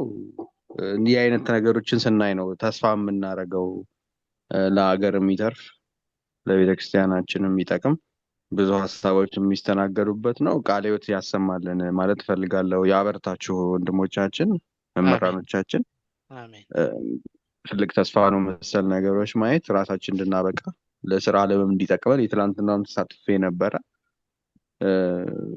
ብዙ እየሰራችሁ ነው። እግዚአብሔር ይመስገን። ይሄን አቅም እየፈጠርን እስቲ ባልተኬደበት መንገድ ደግሞ ሄደን ማን ያውቃል አሻራ አሳርፈን እግዚአብሔር እስከፈቀደ ልኖር ደግሞ እናልፍ ይሆናል እና መውጫዋ መንገድ ቤተክርስቲያን ይሄ እስከሆነ የሚለውን አስባለሁ። ይበልጥ እንዲጠናከር እንዲበረታ ምኞቴ ነው። በዚህ አጋጣሚ እንዴት ይሄንንም ማሳደግ እንደምንችልም ብንመካከር ጥሩ ይሆናል። በራሱ ልክ ነው። ይሄን ስብስብ እግዚአብሔር ያክብርልን። ኢኒሺዬሽኑን አሜን አሜን እሱ ላይ መስራት እንዳለብን ይገባኛል። የተነሱት ጉዳዮች ላይ መልካም ይቅርታ ትንሽ ዘግቼ ነው የገባሁት። ያው ከባለፈው ሳምንትም ጀምሮ ተከታታይ የነበሩ መርሃ ግብሮች አሉን። ከዚህ በፊትም እዚህ ተጭነው የነበሩትን ቪዲዮዎች ሙሉ ባይሆንም ለማየት ሞክሬያለሁ እና መንፈሳዊ መሪነት ላይ ያተኩራል። ከመጽሐፍ ቅዱስ ጋር ተያይዞ ለመቅረብ የተሞከረው ሂደት ትክክል ነው። አንዳንዴ ያው መጽሐፍ ቅዱስ እንደ መጽሐፍ ቅዱስ ወይም ከቅዱሳት መጽሐፍትን ከሃይማኖታዊ ብቻ አንጻር እናየውና ወደ ህይወት አናመጣውም። ብዙ ጊዜ እዛ ውስጥ ያለውን መልእክት ከዛ በሃይማኖታዊ በቴዎሎጂ አንጻር ብቻ እናየዋለን እንጂ ከኛ ህይወት ጋር እንዴት ይገናኛል፣ አሁን ከምንኖረው ኑሮ ጋር እንዴት ማዋሃድ እንችላለን የሚለው ላይ ጥሩ ምልከታዎች የሰጠ ነው ብዬ አስባለሁ። እንግዲህ ቀደም ወንድማችን የሚያነሳቸው ነጥቦች አሉ። እንግዲህ እንደ ማርክሳን አባልነት እኔ የማውቀው አሁን አዲሱ ማርክሳን ራዕይ ቤተክርስቲያን ሁለንተናዊ መሪነት ስትወጣ ማየት የሚል ነው እና ከዚህ በፊት የነበረውን የቀየረ ነው ያለውን በተቋማዊ ለውጡ መሰረት ካሉብን ዘርፈ ብዙ ፈተናዎች አንጻር ተጽዕኖ ፈጣሪነታችን እየቀነሰ በቁጥር ማጆሪቲ እንላለን የቅድም ያሉት ችግሮች ሁሉ እንዳሉብን ሆኖ ግን ደግሞ ያው እየተገፋን የኛ ተጽዕኖ መቀነስም ይመስለኛል ምስቅልቅል ውስጥ የሚያስገባን እና ተገቢ ነገር መስራት ባለመቻላችን ነው አሁን ቀውሶችም የበዙት። ለዚህ ያን ተጽዕኖ መፍጠር ቤተክርስቲያን እንድትችል ነው አዲሱ ራዕይም የተቀየረው በዛ መሰረት እና ከዛ ጋርም በደንብ እንደሚዋሃድ አስባለሁ። ስለዚህ ሁሉም ሰው መሪ ነኝ ብሎ ያስባል ማለት ነው። ስለዚህ ኢኮኖሚውን፣ ፖለቲካውን ሁለንተኑን ሁሉ መስራት መምራት እንደሚፈልግ ማሳየት። ስለዚህ ብዙ መሪዎች ያስፈልጉናል ነው እንግዲህ የግቢ ጉባኤ ኮርሶቹ ለመቀየር ተቀይረዋል። ብዙዎቹ በአብዛኛው የክርስቲያንና ፖለቲካ፣ ክርስቲያን ኢኮኖሚ በፊት አይነክ የነበሩ ጉዳዮች የማይመለከቱን የመሰሉ ጉዳዮች አሁን ዋጋ ያስከፈሉን እሱ ላይ መስራት እንዳለብን የሚያሳዩ ነገሮች የተካተውበታል። ያም ይመስለኛል ግድ ወደዚህ መንገድ እንድንሄድ ያስፈልጋል። ከመሽኮርመም ወጥተን መሪነቱን በብልሃት መያዝ ያ ደግሞ አባቶቻችን ንግስናን አስተባብረው የመጡበት መንገድ እንደሆነ በአዲስ አለመሆኑ በራሱም ብዙ የመሪነት ልምዶችን ከቤተክርስቲያን እንደተወሰዱ ያንን ማሰብ እና እንድንነቃ የሚያደርግ ጥሩ ኢኒሺዬሽን እያየው ነው በዚህና በዚሁ ይበርታ። ከተጠቀሱት ጉዳዮች አንጻር ነው ምን እናድርግ ወይም ያለውን ጉዳይ እንዴት እናየዋለን የሚለው ችግሮቹ ሳለግባችሁ ቁልጭ ብሎ ተቀምጠዋል። በደንብ በገለጻውም ተነስተዋል። እኔ እንዳው ራሳችን ላይ እንዴት እንስራ የሚለውም መጀመሪያ ብናመጣ ለምሳሌ እንደ አንድ ክርስቲያን እንደ አንድ ቤተክርስቲያን እኔ በራሴ ምን ላድርግ? በግል የምንሰራቸው አሳይመንቶች የሉም ወይ? በጸሎት መበርታት፣ ሌሎቹ ክርስቲያናዊ ኑሮን መኖር፣ ኦርቶዶክሳዊ ስርዓቱን ጠብቆ ያ ግዴታችን ነው፣ እሱ ይጠበቃል። ከሱ ባለፈ ደግሞ እንዴት እናድርግ የሚለው እኔ የራሳችን የቤት ስራ ብንወስድ ከዛ ደግሞ እንደ ተቋም ምን እናድርግ የሚለውን ከፍለንም ብናየው ጥሩ ነው የሚል እምነት አለኝ። አሁን ጠባቂነት በጣም ጎርቶናል የሚታየኝ እሱ ነው እና እኔም የምወስደው ድርሻ የለም ወይ የሚለውን አሁን ብዙ ሰው ወርዋሪ ነው የሆነው ከኔ ጨምሮ። እንደ ተቋም ማርክሳን ምን አድርጓል ይላል ሰው፣ ምንድነው ሲኖዶስ ያደረገው ይላል ሰው። እንደዛ ልክ ነው። ሁሉም አካላት ድርሻ አላቸው የሚጠበቅባቸው እና የመሪነቱ መበላሸት ነው እሱ ቀውስ ውስጥ የከተተ። ግን ያንን ደግሞ በመጠበቅ አንፈታውም የሚል እና ወደሆነ አካል ብቻ እንዳንሰጠው ብዬ አስባለሁ።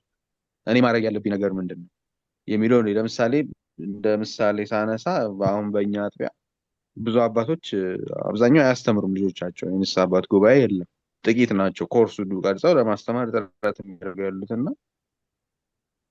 አሁን ሰበካ ጉባኤ አባል ነበርኩ በአንድ ወቅት ሰንቤቱን ወክዬ። ከዛ ጥያቄውን ስናነሳ አይ እንግዲህ ብዙ ጊዜ ይነግረናል፣ መመሪያ ያስተላልፈናል፣ እሺ ይሉናል፣ አይገኙም። አንዳንዶቹ ያው ምዕመኑ አይመጣም ይላሉ። እንደዛ የሚል ነገር አለና ይህንን አሁን ብንወቅሰው ለውጥ አናመጣም። ስለዚህ የአንዱ ንስሐ አባት ልጆች ምን አደረጉ? አባታቸው ጋር ተመካከሩ። ሌላው አባ እኛን አግዛችሁ ጥሪው እኛን እንጥራ፣ በዘመናዊ መንገድም ልንይዘው ሞክር፣ በመዝገብ ምን አንድ ማስታወቂያ ነገር በተገኘው ሰው ብንጠራ ሌላው ሰው ሌላ ያመጣል የሚል በዛ መሰረት ጀመሩ። ስለዚህ እነዛን እኛን አባት እያገዙ ነው፣ ለማስኬድ እየሞከሩ ነው።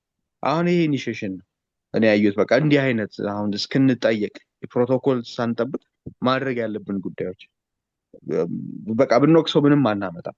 አሁን ባለን እኔ ነባራዊ ሁኔታ በእኛ ቤተ ክህነት ተስፋ ቆርጫለሁ። ቆየሁ ረጅም ጊዜ በቃ የሚሰብረን እንጂ ምንም ተስፋ የምናደርገው ነገር የምናይበት አይደለም። ኦልሬዲ በቃ ተበላሸ ነገር አለ። ወይ ጊዜን የሚፈታው ወይ እግዚአብሔር ትውልዱን ሲቀይር ወይ የሚቀየር መስሎ ይሰማኛል። አሁን የሚቻል ሁሉ መስሎ እየተሰማኝ አይደለም በእኔ በኩል ባሉ ጉዳዮች እና ትውልዱ ላይ መስራት ኦርቶዶክሳዊ ቤተሰብ ይሄ ህፃናቱ ላይ ስንሰራ ቤተሰቡን በደንብ ለመያዝ ከሞከርን ከዛ ወጣቱን ከተያዘ የነገ ጳጳሳት የነገ ቤተ ክህነት መሪዎች ከዛ ማግኘት የምንችል ይመስለኛል። እና እኔ እዛ ላይ ፎከስድ ማድረግ እንዳለብን ነው የሚሰማኝ እንጂ ትግል አይነት ነው ሆኖ የሚታየኝ። እኔ እዛ ውስጥ እንግዲህ ጥሩ የሚጨነቁ ሊኖሩ ይችላሉ። እነሱም መያዝ ብልጦ ነው እና አይዞን ከጎናችሁ ነን ብሎ ደግሞ እንዲያግዙን ማድረግም ይገባል። በደምብ ሁሉም ያው ነው ማለት ሳይሆን ግን እንደምታዩት በአብዛኛው ተስፋ አስቆራጭ ነው የሚሆነው። አሁን በትልቅ የተነሱት ሀሳቦች በዛ ሌቭል ዳይሬክሽን ተሰጥቷቸው ቢሰሩበት ነው ሊያስኬድ ይችል የነበረው። ግን ያ ብዙ እየሆነ ስላልሆነ የተለያየንም ይመስለኛል በራሱ እና የሆነ ዓለም ውስጥ ነው ሰዎቹ ያሉት፣ እኛም ሌላ ዓለም ውስጥ ያለው ይመስለኛል። እና በምናስበው ልክ አሁን በምንጨነቀው ልክ ሰዎቹ እያሰቡት ነው ላይ ያሉት ሰዎች አይመስለኝም በዚህ ደረጃ ይጨነቃሉ። አይደለም በአብዛኛው ደሞዝ ካልጎደለ ጥቅማ ጥቅሞቹ ካልቀሩ ብዙም ፊልም የሚያደርጉት ነገር አይመስልም። እና ትቶ በታች ያለው ላይ ከህፃናት ላይ ወጣቱ ላይ የምንሰራበት መንገድ የግድ ተቋም ላንጠብቅ እንችላለን። ይህ አይነት ኢኒሺዬሽን ጥሩ ነው። አሁን እንዲህ እያሰፋ ነው ግሩፑን ብንሄድ ከዛ ደግሞ ፕሮጀክት ይቀረጽ እና ወደ እናምጣ ደግሞ ብንል እንደዛ ብንሞክረው ደግሞ እንደዛ እየተጋገዝን የምንሰራው መድረክ ያለ ይመስለኛል እንጂ አሁን መዋቅር ጠብቀን ብዙም ውጤታማ ምንሆን አይመስለኝም። በዚህ አይነት ኢኒሺዬሽን ግን መዋቅሩን ወደፊት እያስተካከል የምንሄድ ይመስለኛል በእግዚአብሔር እርዳታና ቸርነት።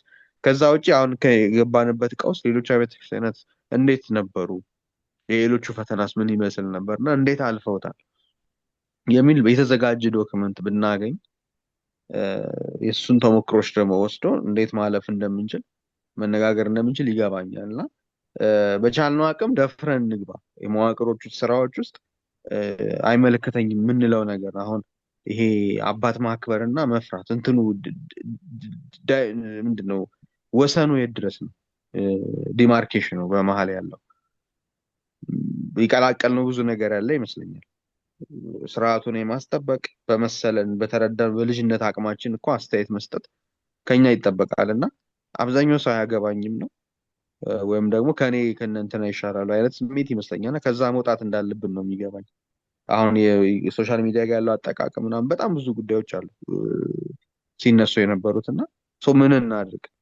ለምሳሌ ከራስ የምንጀምረው ነገር የለም ወይ ነው የኔ አጠቃቀም ምን ይመስላል፣ የኔ ቤተሰብ እንዴት እየሆነ ነው ሲሆን እንደ ተቋም ፖሊሲ የዚህ የሶሻል ሚዲያ አጠቃቀም ፖሊሲ እንደሚያስፈልገን ነው የማምነው። እና እሱንም እንዲህ ስንመካከር ሁለት ሶስት ሰዎች የሆነ ነገር ድራፍት ቢሞክሩ ከዛ ደግሞ ልናሳድገው እንችላለን። እና በራስ የምንሰራው ስራ መኖር አለበት። አጥቢያው ላይ ችግሮች ካየን ለሚመለከተው አካል ሪፖርት የማድረግ አባሄ ነገር እንዴት ታያላችሁ ብሎ አስተያየት መስጠት፣ እኛ ይህን ነገሮችን ማዳበር እንዳለብን ይገባኛል በቻልነው አቅም። እና ዝምታው ያለ ልክ ጎድቶናል የሚል እምነት አለኝ። ይቅርታ አበዛው። አመሰግናለሁ። አይ አውቄ ነው ዝም ያልኩኝ። በጣም የሚጣፍጥ ነው፣ ብስለት ያለው ጥሩ። እኔ ልቤ ውስጥ ያለውን ነው ወንድማችንና ሆማሁን የተናገርከው እና ጊዜ ባይገድበን በደንብ የምንወያይበት ጉዳይ ነው። ሁለት ነገሮች ናቸው የሚያስጨንቁኝ። አንደኛ እንዳላየ እንዳልሰማ ምንም እንዳልተፈጠረ ሁሉም ነገር ደህና እንደሆነ አገር አማን ብለን የምናስመስለው ነገር ወዴት ያደርሰን ይሆን የሚለው ያስጨንቀኛል። ሶሻል ሚዲያው እኮ ሰበካ ጉባኤ ላይ ቀርቦ አጠቃላይ መንፈሳዊ ጉባኤ የቤተ ክህነቱም ላይ ቀርቦ ቅዱስ ሲኖዶስ ላይ ቀርቦ በየማህበራቱ ቀርቦ በወጣቶች በሰንበት ትምህርት ቤቶች ላይ ቀርቦ ውይይት የሚደረግበት ጊዜ መቼ ነው? የትዳር ጉዳይ ችግር ውስጥ እየገባ ነው። ቤት ላይ ትንሿ ቤተ ክርስቲያን ላይ ምን ይሰራ ተብሎ በፖሊሲ ደረጃ የተቀረጸበት ውይይት የተደረገበት ቤተ ክርስቲያን የተጨነቀችበት ጊዜ መቼ ነው? ሱሱና ከቤተ ክርስቲያን እየወጣ ያለው ትውልድ ማቆሚያው የት ላይ ነው? እንዴት እናድርግ ተብሎ ውይይት የተደረገበት ጊዜ መቼ ነው? እንደዚህ እስካልተደረገ ወዴት ያደርሰን ይሆን የሚለው ሁለት መንገድ ነው ያለው። አንደኛ መዋቅሩን መጠበቅ ነው። ጸሎት ሁል ጊዜ መኘት፣ ጸሎት ሁል ጊዜ ይኖራል። ሁለተኛው ግን ናሆም አንተ ያልከው ነው። አሁን ሁሉም ጠጠር ይወርውር፣ ጠጠር ይወርውር። የእግዚአብሔር ቤት አገልግሎቱ ሰፊ ነው።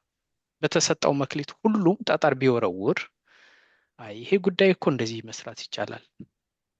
አንድ ሌላም ጊዜ እንነጋገረዋለን። ለውጥ የሚያመጡ ሰዎች ጥቂቶች ናቸው።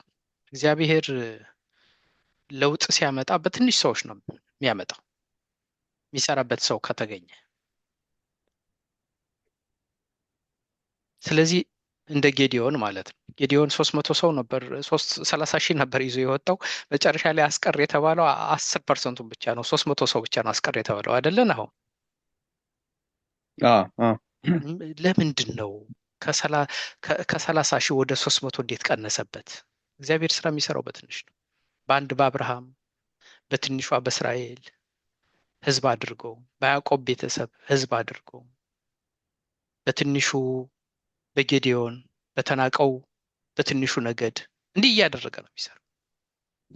እግዚአብሔር በተናቁት በሐዋርያት ሰው በማያውቃቸው ሬዚዩሚ ይህን ተምረናል እዚህ ቦታ ውለናል በማይሉ እንዲህ ነው እግዚአብሔር አሰራሩ። ስለዚህ ከኛ ቀናነት ካለ መነሳሳቱ ካለ ጥቂት ሰዎች ብዙ ለውጥ ያመጣሉ። እኔ በዚህ አምናለሁ። ተስፋ ተቁረጡ ብዬ ነው የማስበው። ነው ተስፋ የሚያስቆርጥ ነገር ካለ የሚያስቆርጠኝ እኔ የእኔ ስንፍና ብቻ ነው። ችግሩን ቅድም እንዳላችሁት ወደኛ ከወሰድ ነው፣ እኛ ስላልሰራን ነው፣ እኛ መክሊታችን ስለቀበርን ነው፣ እኛ ስለፈራን ነው። እንደ ጌዲዮን መጀመሪያ ችግሩ የነበረው እሱ እህል ሲወቃ እንኳን ተደብቆ ነበር የሚያሻት አይደለ? እንትኑን እህል መውቃት ይፈልጋል፣ ግን ደግሞ ምዳባውያን ያዩታል እና ከሷ ተደብቆ ነስ ሲመጣ አንተ ኃያል ሰው ጌዲዮን ይለዋል። ኃያል ሰው እኮ አልነበረም እኮ፣ በጣም ፈሪ የነበረ በጣም ከፍርሃቱ የተነሳ ተደብቆ እህል የሚወቃ ሰው የነበረው፣ ግን ወደፊት የሚሆነውን ነገር አስቀድሞ ነገረው እና ከኛ መካከል ብርቱ ሰው ከወጣ፣ አስተዋይ ሰው ከወጣ፣ ርቆ አሳቢ ሰው ከወጣ ብዙ ነገር ይቀየራል የሚል ሀሳብ አለኝ። ምንም እኮ አልተሰራም እኮ። በእያንዳንዱ ጉዳይ ላይ እኮ ያለን እውቀት እኮ በጣም ውስን ነው። እውቀት በሌለበት ደግሞ ለውጥ አይመጣም። የእውቀት ዘመን ነው ብዬ ነው የማስበው። ስለዚህ በዛ መልኩ እንድትወስዱት ነው። አበዛሁኝ መሰለኝ። እኔም ጊዜ ባይገድበን ሁሉን ነገር እንደገና እናያቸው ነበረ። ግን በሚቀጥለው ደግሞ እንከልሳቸዋለን። ሰዓትም መሽቷል፣ ደክሟችኋል። ለዛሬው እዚህ ይብቃን። ናሆም እንዳልከው ግን ለሌላ ጊዜ በርከት ብለን እኔም ጊዜ በጣም ውስን ጊዜ ነው ያለኝ። ከደከምንበት አይቀር ሌሎችንም ሰዎች ስንጋብዝ በርከት ብለን ብንመጣ በየሁሉም ቢሰባሰብ እኔ ሰው ይጠቀምበታል ብዬ አስባለሁ። ለእኛም ጥሩ ነው የሚሆነው የጊዜ አጠቃቀማችንም ላይ። ካልሆነ ብዙም ላይ ቀጥል ይችላል። እንደዚህ የሆነና በእናንተ በኩል ስራ ብትሰሩ ጥሩ ነው ብዬ ነው የማስበው። በተቻላችሁ መጠን ለመጣችሁት ሀሳባችሁን ላካፈላችሁን ሰዎች ግን ወንድሞች ሁላችሁም እግዚአብሔር ያክብርልን፣ እግዚአብሔር ጸጋውን ያብዛልን፣ እግዚአብሔር ይስጥልን። ያስተማረን አምላካችን ልዑል እግዚአብሔር ክብር ምስጋና ይግባው። አሜን። ቃሎት ያሰማልን። ብትልኩልን መምህር መረጃውን ይሄ ዶክመንቱ ሰነዶቹን ቤት ምን ያሙታ እንጠቀምበታለን። ዶክመንቶቹን ሁሉንም ሰጣችኋለሁ አንድ ላይ። እሺ፣ የሚቀጥለው ሳምንት እንቀጥላለን። ልክ ይሄ የጀመርነውን ዘመንን መዋጀት አይ ቲንክ እሱ በጣም ጠቃሚ ነው አይደለ ለእናንተ? በጣም አ፣ ምክንያቱም አንዱ ትልቁ ነገር ያለን ይመስለንና ግን ውስጣችን ተሸርሽሮ ማለቁ ነው የሚመስለኝ። እሱ ነው ትልቁ ችግር። ሁለተኛው ደግሞ ምን እየሆነ እንደሆነ ነው እንጂ ለምን እየሆነ እንደሆነ አለመረዳት አንድ ትልቅ ችግር ነው ብዬ ነው የማስበው። እና ዘመንን መዋጀት እሱን ነው። ምዕመናን ለምንድን ነው የጠፉት? ለምንድን ነው ሰንበት ትምህርት ቤቶች አስተዋጽኦአቸው ስለዚህ ይሄንን ሁሉ የመጀመሪያው ይሄ የመጀመሪያ ችግሩን መረዳት የሚለውን በዚህ መልኩ ነው የሚያሳየንና ዶክመንቱን እልክላችኋለሁ። እናንተ ማስፈታችሁ የበለጠ ልትሰሩበት የምትችሉት እድል ያለበት ዘመን ነው። አሁን አርቲፊሻል ኢንቴሊጀንስ በጣም ብዙ እውቀት አለው እና እዛም ጋር እየሄዳችሁ ብዙ እውቀት ልታገኙበት ትችላላችሁ። እግዚአብሔር ይስጥልን። ደህና አደሩልን። ግን እዚህ ላይ ተስፋ መቁረጥ የለብንም ያላችሁት ላይ እሺ እሺ እግዚአብሔር የራሱን ስራ እየሰራ ነው ብዬ የማስበው አሁን ይሄ የቤተክርስቲያን ስርዓተ ትምህርት የመጣው አሁን በእኛ አካባቢ ጥሩ ነገር ያለው እና ወላጆች ህፃን ልጆቻቸውን ይዘው ቤተክርስቲያን አድርሰው እነሱ ቁጭ ብለው ደጅ ላይ ጠብቀው ያን ክፍለ ጊዜያቸውን ጨርሰው ልጆቻቸውን ይዘው ሲሄዱ ሳይ በጣም ተስፋ እየተሰማኝ ነው። ለካ እኛንን እንጂ ያልሰራ ነው ምኑ ይሄን ያህል ነው ፍቅር ያለው ብዬ በጣም ይህን ሰሞን በተለይ በጣም እየተጽናናው ነው። አዎ ከውጭ ዓለም ጋር ሳየው አስቻለው ጥሩ ነጥብ ብለሃል። አሁን የውጭው ዓለም ሰው ትልልቁ ራሱ ከእምነት እየራቀ ነው። የኛ እንደሱ አይደለም። የኛ ብዙ ሀብት ነው ያለን። ምዕመኑ በጣም ቀናኢ ነው። ጉድለት አለ። ያ ጉድለት ደግሞ የመጣው እኔ ከመሪዎቹ ነው የሚመስለኝ። እረኛ በሌለበት በጎቹ መቼም አይሰማሩም አይደል? በጎቹ አይጠግቡም። እና እረኝነቱ ላይ ያለ ችግር ነው የሚመስለኝ እንጂ ምዕመናን ላይ በጣም ትልቅ ሀብት አለን። በሌላ በኩል ደግሞ ልክ ኤልያስ እንዳለው ነው። እግዚአብሔር የሚያውቃቸው እኛ ሁሉም ተስፋ የሚያስቆርጥ በመሰለኝ ጊዜ ኤልያስ እንደሱ አይደል ያለው? ተስፋ በሚያስቆርጥ በመሰለው ጊዜ እባክህ አንተ ነህ እንደሱ የምታስበው እውቀትህ ውሱን ስለሆነ እንጂ ብዙ ነቢያት አሉኝ እንዳለው እግዚአብሔር በየቦታው ደግሞ ብዙ አገልጋዮችን ደግሞ አለው እና አሁን ቤተክርስቲያን በዚህ ዘመን ዶክተሮች አሏት፣ ማስተርሶች አሏት፣ በበጎ ፈቃድ የሚያገለግሉ አሉ። ውጭ ቤተክርስቲያን ሀብታሞች ብዙ አብያተ ክርስቲያናት እየተፈጠሩ ነው። ይሄ ሁሉ እግዚአብሔር በዚህ ዘመን የባረከን ነው እና እንደ ተስፋ በሚያስቆርጥ መልኩ አትዩት። እግዚአብሔር ይስጥልኝ። እና ሰዓቷን አልወሰንም። እንዴት ሰዓቱ በሚቀጥለውም እንደዚሁ እንቀጥልና ከዛ እንነጋገራለን። 2 ሰዓት ለጊዜው ይቅርታ ከይቅርታ ጋር